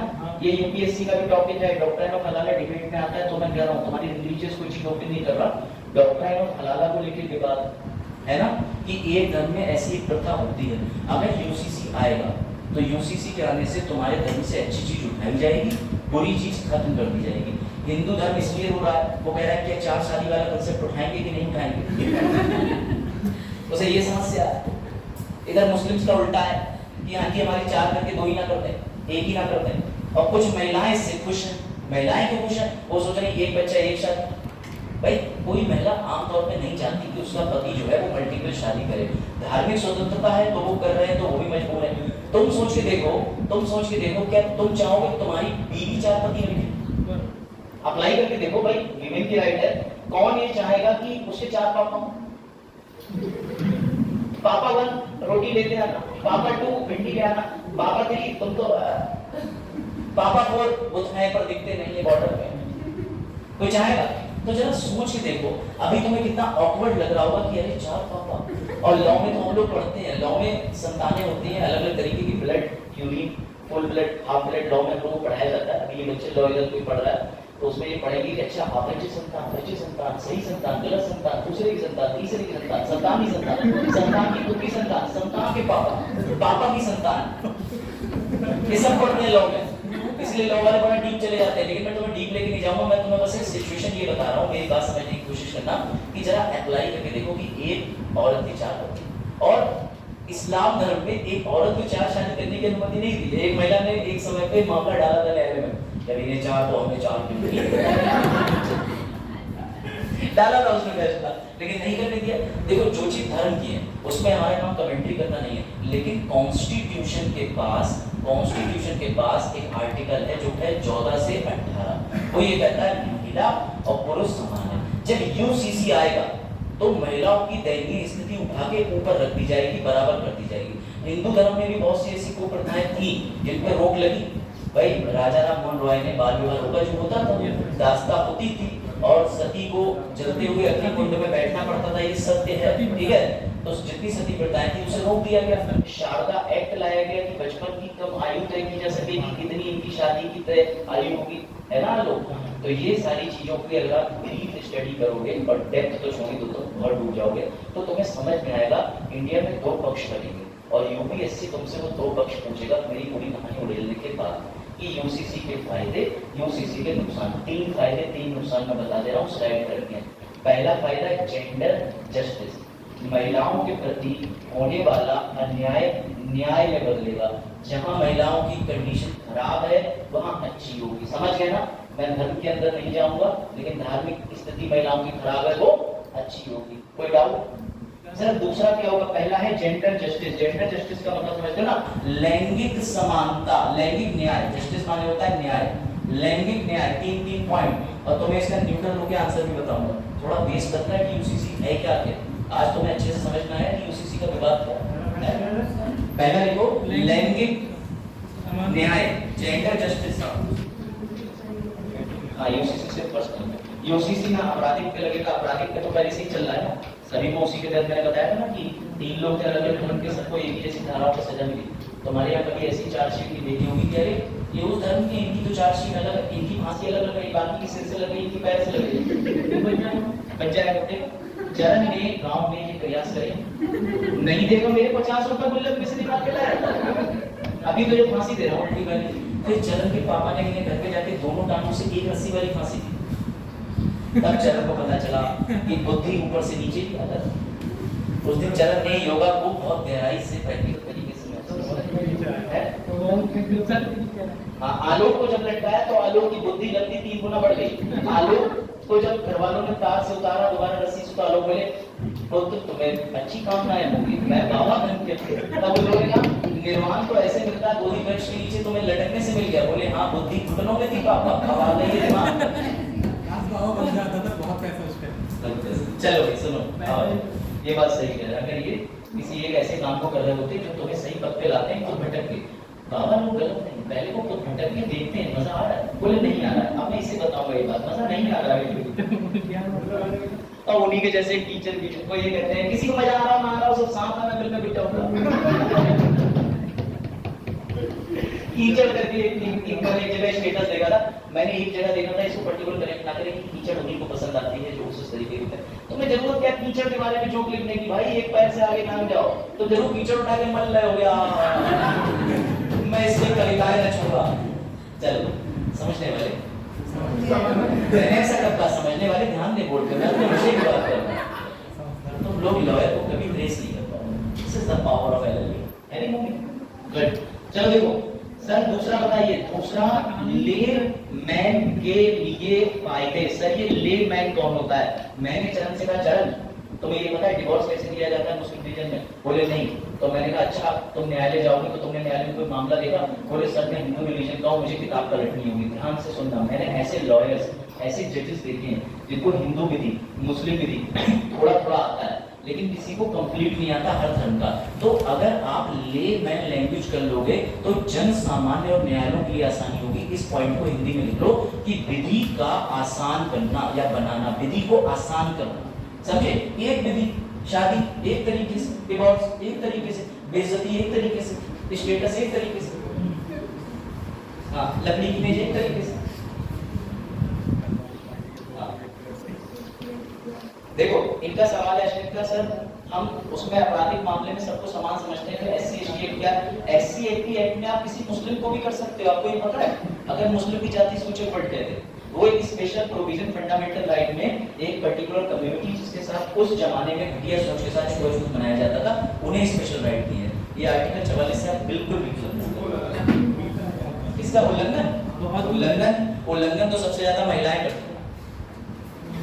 समझे? इसमें पहले तुमसे पेटीएम से 200 रुपए लेंगी, बाद में लेंगी दुष्ट निकल जा। अस्मित कह रहा है सर 5000 दिए थे पहले चालान कटा। चलो देखो अलग अलग तरीके के लॉ में उतना जाओ जितना जरूरी है। ऐसे तो हर चीज को आप वाइड एस्पेक्ट से देखोगे ना तो जो जोड़ के, क्योंकि लेख जो आता है वो 1.5-2 पन्नों का क्यों होता है, जो जरूरी है वो निकाला जाता है। लेकिन आप तो अमर तौर पर दैनिक कलेज पढ़ के ये भी जरूरी है। प्रेमिका ने पूर्व पति को मार दिया क्योंकि उसकी पूर्व पत्नी आई थी दूसरे प्रेमी के साथ मिलने। हाँ सर ऐसा नहीं होता है। अरे चलो क्या है 200 रुपए इस बात की करे थे कुछ सामान और उनको सब जानना है यूसीसी छोड़। चलो भाई तीसरा पॉइंट लिखो, यूनिफॉर्मिटी, जन समानता लाना। यूनिफॉर्मिटी मतलब एक रूपता लाना, एक रूपता, देश में यूनिफॉर्मिटी लाना, एक रूपता। ये तीसरा प्लस में पॉइंट है जो तुम लोग अपने आंसर में लिख के नहीं भेजे हो कहीं से कहीं तक। सर हमने जागरण जोश खोल लिया था, फिर प्रेप लेकर हिंदी में बदल लिया था, फिर दृष्टि वाला आ गया था, फिर हमने कहा सब तो एक ही तो पढ़ते होंगे और सब तो पढ़ते भी नहीं होंगे, वो तो किताबों से पढ़ते हैं, उन्हें हम अभी बनाते हैं बेवकूफ। लेकिन तुम्हें क्या पता सर घर से पहले पूरा गूगल छांट के आते हैं, देखो कोई आर्टिकल मिस तो नहीं हो रहा। ये मैं पिछले साल से ही करता हूँ। और बच्चे तो इतने भी ज्यादा रम जाते लिखते लिखते, एक ने तो लिख दिया यदि इस लेख को आपने उचित पाया हो तो फॉरवर्ड करें। कम से कम ये तो डिलीट कर लेते हैं उसमें से, किसी लेख को अगर उचित पाया हो तो इसे फॉरवर्ड करें 4 और लोगों में। हाँ चलिए ऐसे आदमी तुम्हारे हमारे गांव से इसलिए पूरा गांव तरक्की नहीं कर रहा। चलो मेरा आलिया के सर्वे करा। देखो इसके अगेंस्ट में 3 पॉइंट लिखो। पहले लिए लैंगिक न्याय लिख लिया, दूसरा उसके बाद लेमैन लैंग्वेज जैसे मैं कहता हूँ विधि का सरल बनाना, और तीसरा एकीकरण करना। एकीकरण मतलब यूनिफॉर्मिटी लाना। लेकिन इसके अगेंस्ट में भी तो तर्क होंगे। इसके अगेंस्ट में लिख लीजिए, पहला लिख लीजिए इसके अगेंस्ट में, यानी इसके विपरीत जो तथ्य हैं वो 3 लिख लीजिए। पहला हो सकता है धार्मिक विवाद, आप लिख सकते हो कि रिलीजियस कंट्रोवर्सी, रिलीजियस मुद्दे। धार्मिक विवाद का मतलब ये है कि आप कहां पर, हाँ धार्मिक बात है, आप इसे रिलीजियस बिलीफ भी लिख सकते हो, रिलीजियस इमोशन लिख सकते हो, रिलीजियस इश्यूज भी लिख सकते हो, जो चाहे वो लिखो। कि धार्मिक भावनाएं आयत होंगी, धार्मिक विवाद होंगे। क्यों? क्योंकि कोई भी अपने धर्म में, खासकर जो उसका पर्सनल है, जो करोड़ों सालों से प्रयोग कर रहा है, वो क्यों छोड़े? अगर मेरे धर्म में 12 शादी होती तो मैं तो सामने खड़ा हो जाता। छोड़ रहे 11 बाकी 11 और होगी। चलो होगी नहीं तुम्हारी खुद को इधर सामने सर एक ही वाले हो? नहीं एक तो होनी नहीं है। आज चलो मैं मैसेज डालेंगे, देखो आधी शादी तो हो ही चुकी है, बस पूरी करनी करोगे तो 10 में से जाएगा। ये तो तय नहीं हुआ, तुम आईएएस करोगे तभी होगी शादी। तो फिर चलना शाम को YouTube पे पिक्चर देखेंगे और गाना बजेगा। प्रोग्राम की दुनिया ऐसे करते हैं, तो लोग समझ रहे हो, कुछ शब्द कैमरे नहीं बोले जाते हैं, कुछ शब्द कैमरे के पीछे बोले जाते हैं। चलो बाद में मिलेंगे। चलो देखो सेकंड पॉइंट देखो, अब तुम लोग सो नहीं, अब बिल्कुल हम कंसेप्ट पे बात कर लेते हैं ना, क्योंकि टाइम हो जाएगा फिर, अभी आधा घंटा गुड। देखो सेकंड पॉइंट, सबसे पहले मैंने बताया कि धार्मिक मुद्दे। दूसरी इसमें सबसे बड़ी बात ये है कि नॉन यूनिफॉर्मिटी, ये आप इसको एक रूप का ढाल ही नहीं सकते। पहला था यूनिफॉर्मिटी, दूसरा अनयूनिफॉर्मिटी, यानी इसको एक रूपता देना बहुत बड़ा काम है। आप एक रूपता विधि को दे ही नहीं पाओगे, दे ही नहीं सकते, कंट्रोवर्सी है ही है। नॉन यूनिफॉर्मिटी, एक रूपता देना संभव नहीं है, आप कह सकते हो, ठीक है। तीसरा लिखो, तीसरा लिखो, तीसरा लिखो, तीसरा सबसे इंपॉर्टेंट है, समस्त विधियों का अध्ययन एवं परिवर्तन। समस्त विधियों का अंतर एवं परिवर्तन, जो कि कोई छोटी चीज नहीं। समस्त विधियों का अध्ययन, अध्ययन, अध्ययन एवं परिवर्तन। भाई आप सारी विधियां पढ़ेंगे, उसका अध्ययन करेंगे, उसके बाद फिर परिवर्तन। विधि विधि पर्सनल होगी, विधियां तो होती हैं। विधियां का मतलब क्या हुआ, हिंदू के 4 एक्ट हैं, सक्सेशन का अलग, मेंटेनेंस का अलग, सारे एक्ट अलग। इनको पढ़ना और इनको पढ़ के सीधे समेटना, कोई और जिसे एक्स्ट्रा तर्क लगता हो वो भी दे सकता है, इसमें ऐड कर सकता है। इस पर कुछ और आपको लगता हो, कुछ और किसी को लगता हो कि उसमें फेवर में और अगेंस्ट में जाए, और फिर मैं तुम्हें इसके एक मजेदार चीज और बताता हूँ। कोई और, मैं जब पिछले साल पढ़ा रहा था तो मैंने बड़ा कॉन्फिडेंस से एक बात बोली थी कि आज 2023 चल रहा है, अगर 3023 में चलेगा तो ये लागू नहीं होगा। पता नहीं क्यों बोला, क्योंकि 21वां विधि आयोग, अभी 22वां विधि चल रहा है, लॉ कमीशन चल रहा है, ठीक है। इससे पहले 21वां विधि आयोग था, BS चौहान उसके चेयरपर्सन थे, अभी जस्टिस ऋतुराज अवस्थी उसके चेयरपर्सन, ठीक है। पहले लॉ कमीशन ने स्पष्ट मना कर दिया था कि हम यूसीसी को कोई राय नहीं देंगे। ये यूसीसी भारत में, ये आएगा क्वेश्चन है, मेंस में तो पॉइंट डालना है। 21st लॉ कमीशन ने सीधे मना कर दिया था कि यूसीसी भारत में एप्लीकेबल नहीं हो पाएगा, हमें ये काम मत सौंपो। लेकिन सरकार, बहुत बड़ी चीज है, अब 22वें लॉ कमीशन के ऋतुराज अवस्थी जी, ऑनरेबल जस्टिस ऋतुराज अवस्थी जी कह रहे हैं कि हम इस पे विचार करेंगे। 21 मई की बात छोड़ो, 22वां चल रहा है, हम ये कहते हैं, इसीलिए सुनो, अब मैं तुम्हें कनेक्ट कर रहा हूँ न्यूज़पेपर से, तो वाव मूवमेंट आ जाएगा तुम्हारा। इसीलिए यूसीसी को लागू करने से पहले 1 तारीख से लेके इस तारीख तक जनता की राय मांगी गई थी, अब से 2 महीने पहले, कि तुम सब चिट्ठी लिखो, इंस्टीट्यूट, कागज, एडवोकेट, अपनी राय दो कि यूसीसी क्यों गलत है, क्यों आना चाहिए या क्यों लागू होना चाहिए। तो उन्होंने कुल मिला के पब्लिक कंसेंट भी ले ली। बात समझे, 10 लाख से ज्यादा लेटर पहुंचे लोग, 10 लाख से ज्यादा वेबसाइट पे करंट। अगर ये तुम पॉइंट मेंस में डाल गए कि यूसीसी पर पब्लिक की राय जरूरी है, क्या सरकार ने पब्लिक की राय ली? हाँ जी, सरकार ने सबसे लेटर और वेबसाइट पे मेल या वेबसाइट पे एक बॉक्स बनाया, उसमें जाके लिखो, अपनी डिटेल दो, पब्लिक कंसेंट लिया। क्यों? क्योंकि यूसीसी तुम्हारे ही तो धर्म की बात कर रहा है, बिना तुमसे पूछे तुम्हारे धर्म में बदलाव कैसे कर दें। अब मजा आया, अब कनेक्ट कर रहा है। ये न्यूज़पेपर है, न्यूज़पेपर तुम्हें वो चीज निकाल दे रहा है जिसके पीछे तुम्हें ये पता होना चाहिए कि शाहबानो का केस क्या था, Muslim protection of human right act क्या था। अब तुम्हें ये नहीं पता होगा तो तुम कहोगे अखबार में आजकल खबरें ही नहीं आ रही, काम समझे। तो ये कनेक्शन बनता है। अब जो लोग आ रहे हैं रेगुलर, उन्हें ये कनेक्शन मिल रहा होगा, जो नहीं आ रहा है तुम ये प्रयास करना। अब तुम पॉलिटी लक्ष्मीकांत या कोई किताब पढ़ना ना, तुम्हें वो चीजें देखी देखी लगेंगी। हाँ, इन्हें तो मैंने नहीं देखा था ग्रेजुएशन फर्स्ट ईयर। अच्छा, उनकी बात नहीं हो रही, उनकी किताब की बात हो रही है, समझ रहे हैं। तो तुम्हारी किताबों के पीछे मोबाइल नंबर बहुत लिखे होते हैं। बच्ची ने मुझे कॉपी की चेक करने के लिए, उसमें कंटेंट छोड़ के सब लिखा था पीछे। तुमने ये कहा, मैंने भी ये कहा, आपको बड़ा एक्सपीरियंस है। हाँ बेटा, अभी 6 महीने पहले अभी स्टूडेंट ही था, अब बेटी पता नहीं कर गया नहीं, तुम्हारी कॉपी तो घर भिजवाऊंगा जिस दिन कुछ मिला। तुम्हारे पापा सीधे सीधे चाचा लगते हैं मेरे, ध्यान रखना। अभी नहीं नहीं सर, लिख के भेज दूंगा खुद से ही, लो पता नहीं कहाँ से आई थी। अभी भी कहीं सर, इसका मतलब ठीक से पढ़ना पड़ेगा। देखो बेटा साहब, ठीक, कोई डाउट? तो सर इसमें रहा क्या है, आगे की राह भैया ये है कि गवर्नमेंट को इसके फायदे दिख रहे हैं, और सेम अभी जो मैंने तुम्हें बेनिफिट उठा के दिखाए, वो आगे की राह में नीचे से ऊपर लिख के चिपका देना, बस बन गया आंसर नहीं इसका। और क्या करोगे, और अपना जब उत्तर लिखोगे आगे की राह में, तो उसमें एक चीज और डाल देना। हाँ, जब अपना उत्तर लिखोगे मेंस का तो उसमें एक चीज और डालनी है तुम्हें लास्ट में कि यद्यपि सभी विधियों का गहन अध्ययन करके 22वें विधि आयोग ने पब्लिक ओपिनियन मिली, उसके माध्यम से ये माना जाता है कि यूसीसी व्यापक दृष्टिकोण से भारत में विधियों का सरलीकरण करने हेतु लागू किया जाना चाहिए। ये मत लिख देना मैंने सीधे बात घुमा के कही कि मुझे यूसीसी चाहिए, लेकिन मैंने देखा तुम्हें मैं पीलीभीत में आवास विकास से भ्रमण लेके आया हूँ, गैस चौराहा फिर नौगमा फिर उधर से, ताकि यूपीएससी सोचे अरे सीधी बात तो ये कहेगी, सीधी बात मत कहना, तुम सीधे लिख दोगे गवर्नमेंट हमारे मतलब की हमें यूसीसी चाहिए, वो कहेगा अच्छा इतने खुले विचारों के हो तो तुम मीडिया के सामने कैसे दोगे?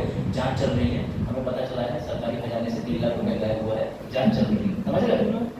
हमें पता भी चला है और चल भी रही है जांच। तो समझे मेंस में तुम्हें अपने खोपड़ी का कमाल दिखाना है, समझे सोनू? समझे? इसीलिए तो मेंस निकाल के इंटरव्यू तक पहुंचा। अब इंटरव्यू नहीं निकला उसमें मेरा क्या जा रहा है? फिर से दूंगा, फिर नहीं निकालो फिर दूंगा, वरना कोचिंग चलेगी, वरना लाइब्रेरी चलेगी, अच्छी सी वहां बैठ के पढ़ूंगा मैं, फिर मेहनत करूंगा, फिर तैयारी करूंगा। तो लोग बड़ा जल्दी देखने लगते। कौन सी गली? दिल्ली में। चलो वापस आ जाओ, बढ़े आगे। सर आर्टिकल 44 तो हो गया, अब मैं तुम्हें इतनी देर में एक बहुत भयानक मुद्दा पढ़ा दे रहा हूँ जो तुम्हारे दिमाग के 440 वोल्ट जो है वो खोल देगा, बिल्कुल भयानक मुद्दा। कितने लोग सहमत हैं कि गाय उसका बुचर होना यानी उसको काटना गलत है या सही है, और संविधान इस पे क्या कहता है? कौन ये बात बता सकता है? तुम्हें पता ही नहीं होगा, जो मुझसे पिछले साल पढ़े वो भी भूल गए। हाँ बताओ, कॉन्स्टिट्यूशन काऊ के ऊपर क्या कहता है? काऊ गाय के ऊपर क्या कहता है? मैं बात कर रहा हूँ आर्टिकल 48 पे आया 44 से, क्योंकि 45, 46, 47 इसलिए छोड़े हैं, पहले 48 आज कवर कर लो। 45, 46, 47 तो मतलब कल भी दिखा के पढ़ा दूंगा। हाँ तो 48 क्या कहता है उसमें बताओ? उसमें तो साफ साफ लिखा है मिल्क, दुग्ध देने वाले गाय का स्लॉटर नहीं किया जाएगा। जब एक डीपीएसपी के अंदर साफ साफ लिखा हुआ है कि एक ऐसा पशु जो दुग्ध दे रहा है, और एक ही ऐसा पशु नहीं है, कई ऐसे पशु हैं, तो फिर तुमने डेयर कैसे कर दिया काटने का? तुमने गाय को काट कैसे दिया? और गाय के काट पे सरकार रोक क्यों लगा रही है? ऐसे सवाल तुम्हारे दिमाग में आने चाहिए, ये क्वेश्चन है। और इसमें यूपीएससी का आज हम केस पढ़ेंगे, मोहम्मद कुरैशी वर्सेस बिहार राज्य। सर इस पर राज्य सरकार तो कानून बना रही है। हाँ, राज्य सरकार ने कौन सा कानून बनाया है? मैं सहमत हूँ कि राज्य सरकार बना सकती है। कौन सी सरकार ने बनाया है, कहाँ चल रहा है, क्यों नहीं बनाया, ये बताओ। कानून नहीं बनाया, लेकिन एक ऑर्डिनेंस पास किया था योगी गवर्नमेंट ने कि गाय पर जो भी मतलब इस तरह की करेगा तुरंत उसको सीधे मतलब जेल कारावास। लेकिन उसको लागू क्यों नहीं किया गया? ये तो आपको पता है ना, तो भी वेरी ऑनेस्ट गाय कट रही, ये तो सबको पता है। बिल्कुल कट रही, उसके पीछे 2 कारण मैं बताता हूँ। वो जो काट रहे हैं वो भी गलत नहीं है, ये भी बात ध्यान रखना, मैं उन्हें गलत नहीं कर रहा, मैं बस ये बता रहा हूँ कि एक पशु कट रहा है और उस पशु को काटा जा रहा है, लेकिन उस पशु के लिए तुम लोग भावुक हो जाते हो। तो क्या संविधान तुम्हारी भावुकता को वैल्यू देता है? क्या संविधान ने उसका कोई और अर्थ निकाला है? बड़ा इंटरेस्टिंग। आगे बढ़े, कोई डाउट आ रही? इंटरेस्टिंग चीजें समझ में। सर ये तो सब हमने सोचा ही नहीं था, आप पढ़ाओगे विवादित मुद्दे, क्या करे बेटा? तुम्हारे लिए जितने बढ़िया बढ़िया मैं नीम लेके आया था ना, तुम्हें दिखेगा नहीं इसमें। ये देखो, ये डिवोर्स पे लेके आया था कि एम्बर हर्ड और ये जो आपने पढ़ा था ना अभी जॉनी डेप, ठीक है, एम्बर हिल के विवाह पे अक्षय कुमार जो है जब पहले गए कि भैया भाभी जी कैसी, तो अक्षय कुमार उदास थे, जब डिवोर्स हो गया तो खुश। अब ये मीम देखेगा, मैं सॉरी कह रहा हूं, ऐसे मीम थे आज तुम्हारे लिए, लेकिन अकस्मात तुम्हारे ऐसे मीम किस्मत में आज नहीं। चलो पहले मैं अनुच्छेद 48 की रीडिंग कर दे रहा हूँ ताकि तुम्हारे लिए स्पष्ट हो जाए कि सर जो बात कर रहे हैं वो आर्टिकल के अंदर क्या है। प्रोजेक्टर होता तो दिखता, सुनना ध्यान से। कृषि और पशुपालन, एग्रीकल्चर और एनिमल हस्बेंड्री का संगठन राज्य कृषि और पशुपालन को आधुनिक और वैज्ञानिक तर्ज पर व्यवस्थित करने का प्रयास करेगा। विशेष रूप से नस्लों के संरक्षण और सुधार के लिए कदम उठाएगा और गायों बछड़ों ही लिखा है वहां, गांव मिर्च यही सब गाल वगैरह, गायों और बछड़ों और अन्य दुधारू पशुओं के वध पर रोक लगाएगा। मवेशी ये भी लिखा हुआ है साथ में, अन्य दुधारू पशुओं के वध पर रोक लगाएगा। सवाल ये है, कॉन्स्टिट्यूशन क्लियरली कह रहा है कि तुम्हें गाय बछड़ा एवं अन्य दुग्ध के वध पर रोक लगाना है उन्हें, लेकिन तब भी इंडिया में गाँव को लेकर डिस्प्यूट क्यों? सवाल ये है जो तुमने आज तक पढ़ा है, क्योंकि यूट्यूब पे पढ़ा है यार। आप बस क्वेश्चन जागरण जो उसमें लिख देंगे होपफुली आर्टिकल समझ आया हो तो शेयर करें। यूसीसी वाला बट जब तक ये सोच रहे हैं तब तक मैं पढ़ रहा हूँ, लेकिन मजाक की लेकिन हंसी की बात है ये सोच ही नहीं रहे, ये शक्ल देखा है बताएगा तो यही 2000 ही देगा, हम क्यों बताएं, हम तो इसे पेपर में बताएंगे, इससे जो नंबर ज़्यादा आके खेलो और फिर उसके बाद कहीं बैठ के काम में उसे कुछ आता नहीं है किसी फिर अभी से कहेगा तुम्हारी जैसे 10 9 करेंगे ये लिखता है इसमें बहुत बढ़िया कृष्ण पाल ने सारी बातें लिखी है ऑन पेपर। हेलो मैं पढ़ा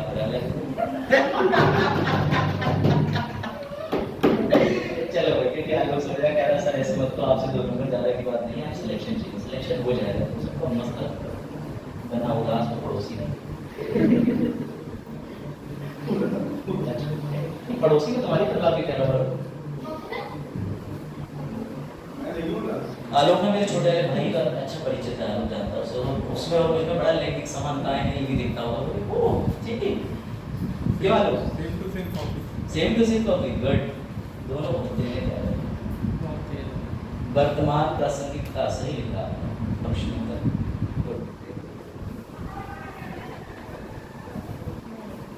तुम लोग भी लिख लो भाई लिखा हुआ है इसका ये लोग अगर ना लिखे तो अपने स्क्रीनशॉट मार के ग्रुप में डालेंगे सारे कॉन्टेंट। हाँ बताओ भाई वापस आ जाओ। आलोक क्या लगता है, पहले तो एक बेसिक बिलीफ लेते हैं हम सभी बच्चों के, आलोक से शुरू करते हैं। आलोक आपको क्या लगता है कि गांव का बुचरी होना एकदम ईमानदारी से स्लॉटर होना गलत है? ऐसे ही धर्म के विपरीत सोच के बताना, धार्मिक चीजों से नहीं। सर मेरे हिसाब से जैसे हिंदू में भी खाते हैं, मोहम्मद भी खा रहे हैं, सभी खा रहे हैं। ठीक है अगर हम अपने हिसाब से देखें तो लोग उसे ये आपने एकदम तो वो भी गलत है फिर उस हिसाब से तो ये इन्होंने न्यायोचित बात रखी जो इनके दिमाग में ठीक तरीके से आई और कोई अपना तर्क देना चाहे मैं यहाँ पे नहीं कह रहा तो अपना धर्म डिफेंड करो, तो मैंने मैं पॉइंट से तुम्हें ये बताऊंगा कि कॉन्स्टिट्यूशन कहता क्या है, स्टेटस क्या है और कोई क्या लगता है जो भी आपको लगता हो कि सर सही है क्वेश्चन करना भले ही कॉन्स्टिट्यूशन में लिखा है वो तो हो ही रहा है सर ठीक है और कोई इधर महिलाओं से अरे लड़कियों से बच्चियों से और बताओ छोटे नन्हे उनके बच्चे के बताओ इधर अरुण का भी जो लगता है वो बोलो कैसा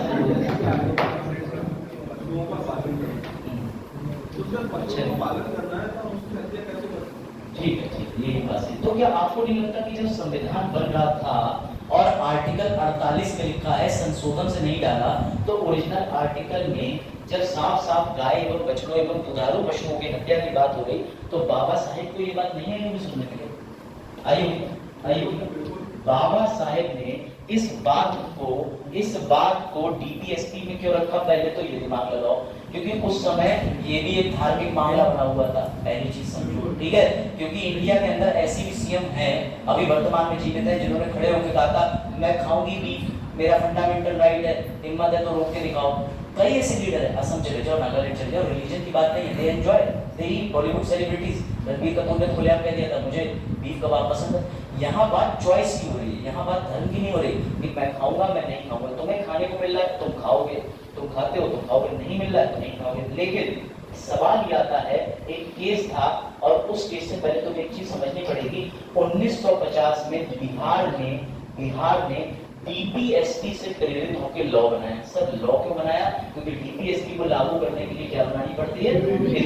मौलिक रूल है, बेसिक रूल। ध्यान से सुनना, 1 इंच भी मिस मत करना वरना मन में डाउट लेके जाओगे कि सर गाय और काउ स्लेटर हो रहा है कि क्यों हो रहा है क्यों नहीं हो रहा है। ध्यान से सुनना, बिहार ने एक एक्ट बनाया, बिहार पशु हत्या रोकथाम अधिनियम 1950। इसमें उसने साफ कह दिया, इसने लॉ बनाया कि काउ स्लॉटर पे टोटल बैन लगा देते हैं, टोटल बैन बिहार ने कर दिया। इसमें राज्य को विधि बनाने की शक्ति है, ये ध्यान रखना, हर राज्य को उसने बना दिया क्योंकि इस आर्टिकल में ये कहीं लिखा ही नहीं है कि ये कंकरेंट यानी समावर्ती में आएगा, केंद्र का आएगा, राज्य का आएगा, राज्य को पावर है और एक एंट्री लिस्ट होती है राज्य की कंकरेंट और वैसी वाली, उसमें जो कानून है उसमें तो विधि बनाओगे। स्टेट बिहार ने काऊ के कटने पर स्लॉटर पर कंप्लीट बैन लगाया, मामला पहुंचा कोर्ट में और कोर्ट में ऐसे पहुंचा कुरैशी को कितने लोग जानते हैं कि कुरैशी कौन होते हैं? पता है किसी कुरैशी कौन होते हैं? कसाई। गुड, चलो तो कुरैशी जो होते हैं वो कसाई होते हैं और कुरैशी ऐसा नहीं है, कि आज ही कसाई में परिवर्तित हुए हैं। जब से धर्म चल रहा है तब से कुरैशियों का काम होता है कि वो मांस और मीट का व्यापार उठाओ। जैसे ही ये लॉ बनाया बिहार में, एक कुरैशी भाई पहुंचे, हनीफ कुरैशी, और वो न्यायालय जाके खड़े हो गए। आर्टिकल 48 में तो व्यक्ति कोर्ट नहीं जा सकता, तो फिर सब खड़े कैसे हो गए? Golden point article 19(1)(g। Article 19(1)(g क्या कहता है कि मुझे कोई भी व्यापार व्यवसाय करने का अधिकार है। तुम डीपीएसपी को तो कोर्ट में चैलेंज कर ही नहीं सकते। कुरैशी चला गया अनुच्छेद 19(1) का जी लेके, और 19(1) का जी लेके पहुंचा कि ये मेरा मौलिक अधिकार छीन रहे हैं। हमारी पीढ़ियां दर पीढ़ियां सिर्फ और सिर्फ नॉनवेज यही काम करती हुई आई हैं, और हम काउ स्लॉटर और ये सब स्लॉटर करते आए हैं, ये कर रहे हैं, हम करेंगे। तब कोर्ट को लगा यार ये गलत तो नहीं है, क्योंकि ये कुरैशियों का व्यवसाय है। बोले हम और क्या करेंगे, हमने तो साहब यही करा, और जो व्यवसाय चल रहा है। हाँ बताओ। तो सर केवल गाय काटना तो नहीं है। मुझे पता था ये पॉइंट आएगा, लेकिन वो साफ साफ कह रहे हैं कि साफ सुप्रीम कोर्ट के पास जाके कह रहे हैं कि हम भी आज ही से नहीं काटना शुरू करें, हम तब से काट रहे हैं जब से रिलीजन चल रहा है। अब बताओ। और कंटिन्यूटी यूनिफॉर्मिटी भी एक चीज होती है, बताओ सर। एक क्वेश्चन ऐसे तो ये भी आता आप है कि पूछो। कुछ चीजों में लोग अपना पर्सनल लॉ निकाल लेते हैं कि ये हमारा पर्सनल लॉ है, हमारी शरीयत में यह लिखा है या हमारे ग्रंथों में ये लिखा है। तो सर हमारे ग्रंथों में ये भी तो लिखा है काय हमारी देवी देवताओं के रूप में। मैं बता रहा हूँ, ये व्यू आया, ये व्यू ऐसे आया कि दूसरे पक्ष के वकील ने कह दिया कि हम तुम्हें नहीं काटने देंगे। भाई बिहार सरकार की तरफ से भी तो एक वकील गया ना, उसने दोनों तरीके के मुद्दे रखे। तब ये जो वर्ड निकला, ध्यान से समझना, कॉन्स्टिट्यूशन गाय के साथ दोनों चीजें देखता है। और कॉन्स्टिट्यूशन में वकील और जजेस लॉ को पढ़ के जो परिभाषा निकालते हैं, उसे ना लेजिस्लेटिव बदल सकता ना एग्जीक्यूटिव। तो उन्होंने परिभाषा क्या निकाली, बोले यहाँ लिखा हुआ है जी, दुधारू मिल्च, जब तक वो दूध दे रही है मत काटो। कितना दिमाग लगाया, बोले जब तक वो दूध दे रही नहीं काटो, लेकिन जब दूध देना बंद होगी तब तो तुम्हें काटनी पड़ेगी। आर्टिकल 48 कह रहा है, क्योंकि आर्टिकल 48 साफ कह रहा है कि दुधारू, लेकिन जैसे दूध देना बंद कर देगी तो फिर वो परिभाषा से भिन्न आ जाएगी। मजा आया और नहीं आया? This is called law. मजा आया कि नहीं? समझे? तो तुम्हारे सुप्रीम, अरे भैया पालिया पीछे वाले कह रहे जवाब भैया बजा रहे, समझ तो हमें इतना आया है, गाय हमारी माता है, गोबर हमको माता। चलो ध्यान से सुनो, वापस आ जाओ। आर्टिकल 48 सिंपल सी बात कह रहा है, सपना देखो इधर सामने। आर्टिकल 48 इतनी बात कह रहा है, दुधारू वर्ड लिखा मैंने पढ़ा कि जब तक वो मिल्क दे रही है तब तक भी हम उसको नहीं काटेंगे। तुम्हारे रिलीजन जो भी है सब या बाद में। आर्टिकल 48 में जो लिखा है उसकी व्याख्या कर रहे हैं। उसने ये कहा कि गाय को जब तक वो दूध दे रही है तब तक यूजफुल है आर्थिक रूप से भी, क्योंकि लोगों ने ये तर्क दिए कि जरूरी है मीट उसका बेचो, दूध बेचो। तो सरकार ने भी कहा दूध बेचो, कोई इशू नहीं। लेकिन जब वो दूध देना बंद कर देती है तो वो उस श्रेणी से बाहर आ गई, तब काटा जा रहा है। ये इस केस में सेटल्ड हो गया। मेरी बात ध्यान से समझना। और मैंने क्लिनिक के आसपास ऐसे भी किस्से देखे, 6 और 10 रुपए बालक को दिए जाते हैं, और वो जब गाय दूध देना बंद कर देती है तो उसकी रस्सी पकड़ के उसे दूसरे गाँव में ट्रांसफर कर देते हैं। बीसनपुर के बॉर्डर की बात है, क्या समझ रहे हो? हिंदू, मैं ओपनली कह रहा हूँ, अपनी मम्मी को मिल्क देने के बाद पाल लेगा, लेकिन उसे गाय नहीं पकड़ती। समझ रहे हो? सीधी बात समझो भाई। अगर तुम उसे रिलीजियस सिग्निफिकेंस की बात कर रहे हो तो फिर पालो, खिलाओ, फिर तुमसे छोड़ के क्यों आ जाते हो? अपने खाने को नहीं हो, अगर इतना खाने को नहीं है तो फिर अपने धर्म को एक तरफ कर दो। मैं बात करता हूँ हमेशा पहले चीज पे। अब वापस आ जाओ, ध्यान से सुनो। जब ये मामला चल रहा था तो इस मामले में हनीफ और रशीद जी को राहत मिल गई, उनके गुज्जर खाने टूट गए, गुज्जर खाने चलते रहे। लेकिन बात यही नहीं रुकी। इसके बाद एक और राज्य ने ऐसा नियम बनाया, उसने बनाया बॉम्बे प्रोहिबिशन एक्ट। मेरी बात ध्यान से समझना, बॉम्बे प्रोहिबिशन एक्ट बनाया गया, जिससे गुजरात में, और पहले गुजरात और बॉम्बे एक ही था, आपको पता होना चाहिए, ठीक है? तो उसके बाद एक कट की विभाजित होगी सारी चीजें हुई, लेकिन किसी एक्ट का प्रभाव दूसरे राज्यों पे होता था, क्योंकि पहले राज्य ऐसे नहीं थे जैसे आप 28 और 8 देखते हो। पहले सभी राज्यों का व्यक्तिगत एनेक्सेशन वो अलग था इशू, उस पर जाओ। तो जब दूसरी विधि बनाई, उन्होंने वहां पे कह दिया हम कंप्लीटली बैन कर रहे हैं। क्यों? वो एक नंबर आगे चले गए न्यायालय से। ये मामला 84 का था, दूसरा मामला 95 में आया, वो भी कुरैशियों के खिलाफ डाला गया। दूसरा मामला गुजरात का था। उसमें उन्होंने कहा सिर्फ दूध की ही इकोनॉमिकल वैल्यू नहीं है। जब गाय दूध देना बंद कर देती है तो गाय गोबर देती, बायोगैस प्लांट रन हो सकता है। गाय के साथ में और भी ऐसी यूजफुल चीजें हैं जिसको यूज करा जा सकता है। वो इकोलॉजिकल बैलेंस मेंटेन करके रखती है। उसे क्यों काट रहे? अब सुप्रीम कोर्ट का माथा ठनक। बिल्कुल, आप कुछ भी कहो, मैंने कहा रिलीजन अलग रखते, मतलब लॉ बता रहा हूँ। मैं लॉ पढ़ा रहा हूँ, लॉ मेरा काम है, क्योंकि पॉलिटिक्स के टीचर को पॉलिटिक्स कहीं और करनी चाहिए, जाओ करके आता है, ठीक। तो मेरी बात समझो ध्यान से। तो पहला कहने का मतलब ये है कि तुम लोग एक बात को समझो, हम लोग जब लॉ पढ़ रहे हैं तो पहले वाले केस में स्पष्ट बोल दिया कि गाय जब तक दूध दे रही तब तक गाय है, या कोई भी दुग्धारू पशु दूध दे रहा है तब तक है। अगर वो दूध देना बंद कर देगा तो उसकी परिभाषा आर्टिकल 48 से खत्म हो जाएगी, फिर हम उसे काटेंगे। तो रेशिडेंट अनुच्छेद 19(1)(g) के तहत मेरा मौलिक अधिकार है, मैं व्यवसाय करूंगा। दूसरा जब केस आया तो उन्होंने कहा चलो तुम दूध को वैल्यू दे रहे हो, क्या उसके अलावा गोबर बायोगैस प्लांट में नहीं जाता, इन चीजों में नहीं जाता, सब में जाता है। तब उसके बाद सुप्रीम कोर्ट को पहली बार व्याख्या करनी पड़ी थी कि हम गाय को रिलीजियस बॉडी नहीं मानते, हम गायों को इकोनॉमिक एनिमल के रूप में किसी भी राज्य को पावर देते हैं कि तुम्हें अगर गाय इंपॉर्टेंट लगती है, इकोनॉमिक यूज की लगती है, तो तुम लोगों को, नहीं तो काटो, तुम्हारे ऊपर है। ये फाइनली लॉ इंडिया में चलता है, कोई डाउट। एक आर्टिकल 48 से विवाद कहाँ पहुंचा, आज तुम्हारे सारे चीजें समस्याएं खत्म हो गई होगी कि गाय को भारत में आर्थिक प्रोडक्ट मानते हैं, ना कि रिलीजियस प्रोडक्ट। बात आई समझ? प्रोडक्ट तो कहना गलत हो जाएगा कि उनको जो दर्जा मिला है वो आर्थिक है और लोग धार्मिक दर्जे की मांग करते हैं। बात आई समझ?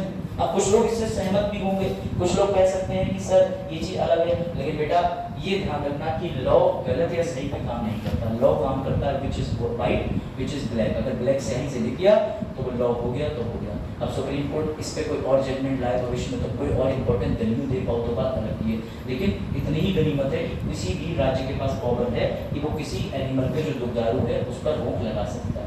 ऐसे बहुत से जगह है, सऊदी में एनिमल वो कैमल है, कैमल, उसे मैंने वीडियो में देखा, मुझे पता नहीं सत्य या नहीं हो, कि जिंदा ही उसके हार्ट में एक बड़ा सा चाकू लेके पंप कर देते हैं, फिर सारा ब्लड निकल जाता है, ब्लड निकलने के बाद ही उसको जीवित में खाते हैं। ठीक है, देखो मेरा एक सिंपल है, मैं नहीं कह रहा तो वैसा करो, मेरा ये है मैं नॉनवेज नहीं खाता तो मैं वैसे ही सोचता हूँ, हो सकता है खाने वाले के पास उसकी बेहतरी की तरफ हो, तो ये तुम्हारा अपना व्यू पॉइंट है, मैं तुमसे बदलने को नहीं कह रहा, मैं तुम्हें बस लॉ बता रहा हूँ। ठीक है, तुम आज मिल जाके मम्मी पापा से मम्मी क्या बना रही है, अरे बेटा वो बनाते हैं कस्तूरी मीट, अरे मम्मी हटा, बोले सर कस्तूरी मीट कैसा होता है, जाओ तुम कस्तूरी मेरे की कहानियां से। हाँ बताओ क्या करते हैं? हाँ को जानवर से क्या प्राकृतिक कैसे? हाँ प्राकृतिक जान ले रहे हैं, जिंदगी में प्रकृति द्वारा वाद कर रहे हैं, इंसान की जान ले रहे हैं, जानवर हो या इंसानों या नहीं बराबर। ठीक है, ये कह रहे हैं कि जानवर है, लेकिन वजाहत तुमने किसी इंसान को ये कहते हुए काटते हुए देखा है? ऐसी प्रथाएं थी वो बंद हो चुकी, पहले बलि प्रथा चलती थी, इंसानों की बलि प्रथा चलती थी, उसमें कोर्ट ने कंप्लीटली रोक लगा दिया, लेकिन ये कह रहे हैं कि इंसानों को काट रहे हैं, तो आज के समय में भी अगर कहीं इंसान कट रहे हैं तो वो गलत है, उसे कैनिबलिज्म कहते हैं, जानवरों को भी। अच्छा, आप मतलब इस पेपर में हो कि जानवर नहीं काटना चाहिए, कोई से भी जानवर, कोई से भी नहीं काटना चाहिए, ये इनका अपना तर्क है, ये किसी से अपील नहीं कर रहे कि तुम्हारा हृदय परिवर्तन हो जाए। पशु जो है वो नकल यही है, ठीक है,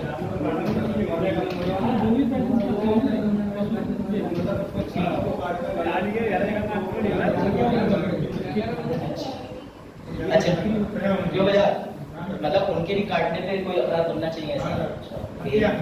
आज बजाज ने बड़ा इंटेलिजेंस की बात करी, इस पर मुझे प्राउड हो रहा है, मजाक कर रही हूँ, मतलब मजाक कर रहे हैं ऐसा कोई, हाँ ठीक ठीक ठीक मैं बजा दूंगा, नहीं लेकिन लॉ में एक चीज याद रखना, मानव के पास ही बुद्धि का प्रयोग करने का, वो तुम्हारी प्लानिंग कर सकता है, तुमसे एक साल पढ़ने के बाद तुम्हारी बुराई कर सकता है, मानव ही के पास बुद्धि है, पशु के पास नहीं है।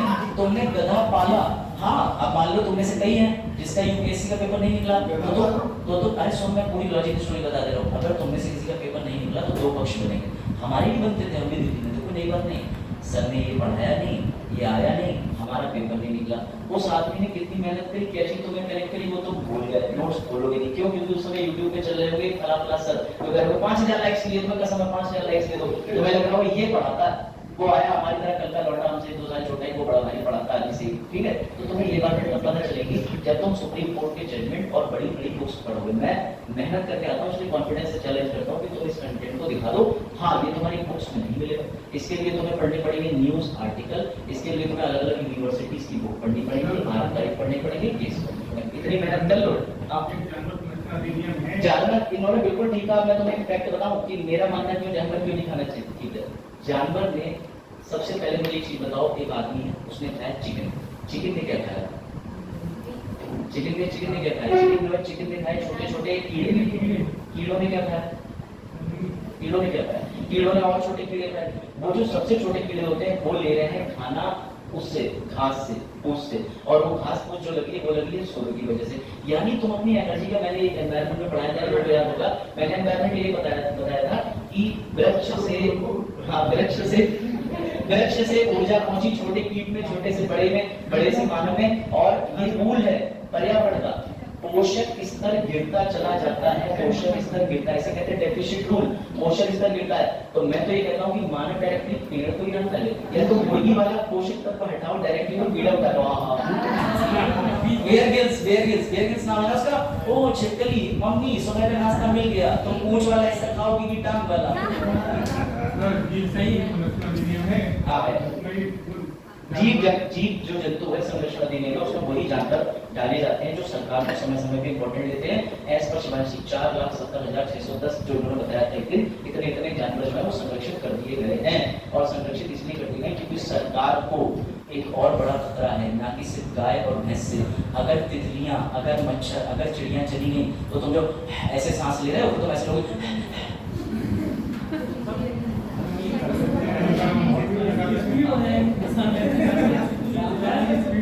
लगा सकते हैं। लेकिन पावर चेंज कर दी उसमें, लोगों से शुरू करके राज्यों को देगी।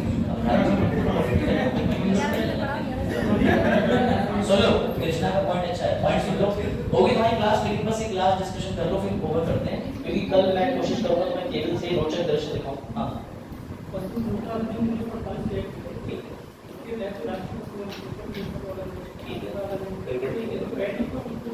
नहीं, इन्होंने बिल्कुल ठीक बात है। मैं तुम्हें बता दूं, इनका सवाल बड़ा अच्छा है कि एनिमल क्रूएल्टी प्रिवेंशन एक्ट 1948 है, यानी क्रूर के एक तरीके से कह सकते हो। उन्होंने हिंदी में बिल्कुल सही नाम बताया, मैं नहीं बोल पा रहा हूँ।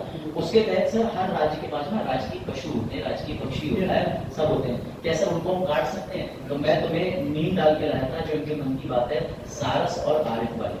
मैं वो मीम डाल के लाया था, और मीम में ये कह रहा था कि मुझे तुमसे जुदा मत करो, लेकिन उसके पीछे से मैंने एक्ट का नाम लिखा है, और जो एनिमल प्रिवेंशन क्रूएल्टी एक्ट है वो चीख के कहता है आओ तुम पास में, ऐसे करके। तो मैंने मीम बनाया था इसलिए कि जो एनिमल प्रोटेक्शन एक्ट है वो राज्य के जानवरों को बचाता है।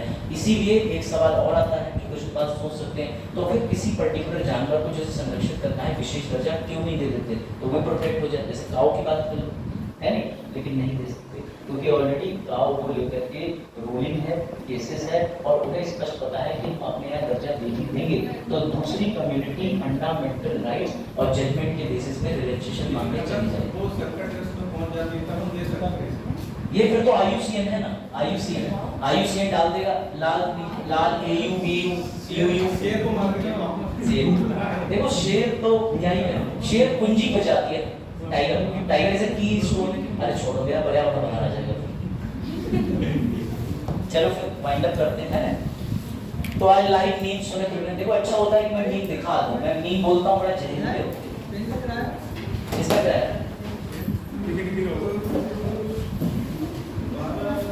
समझ आया? क्लियर? हाँ बताओ। ये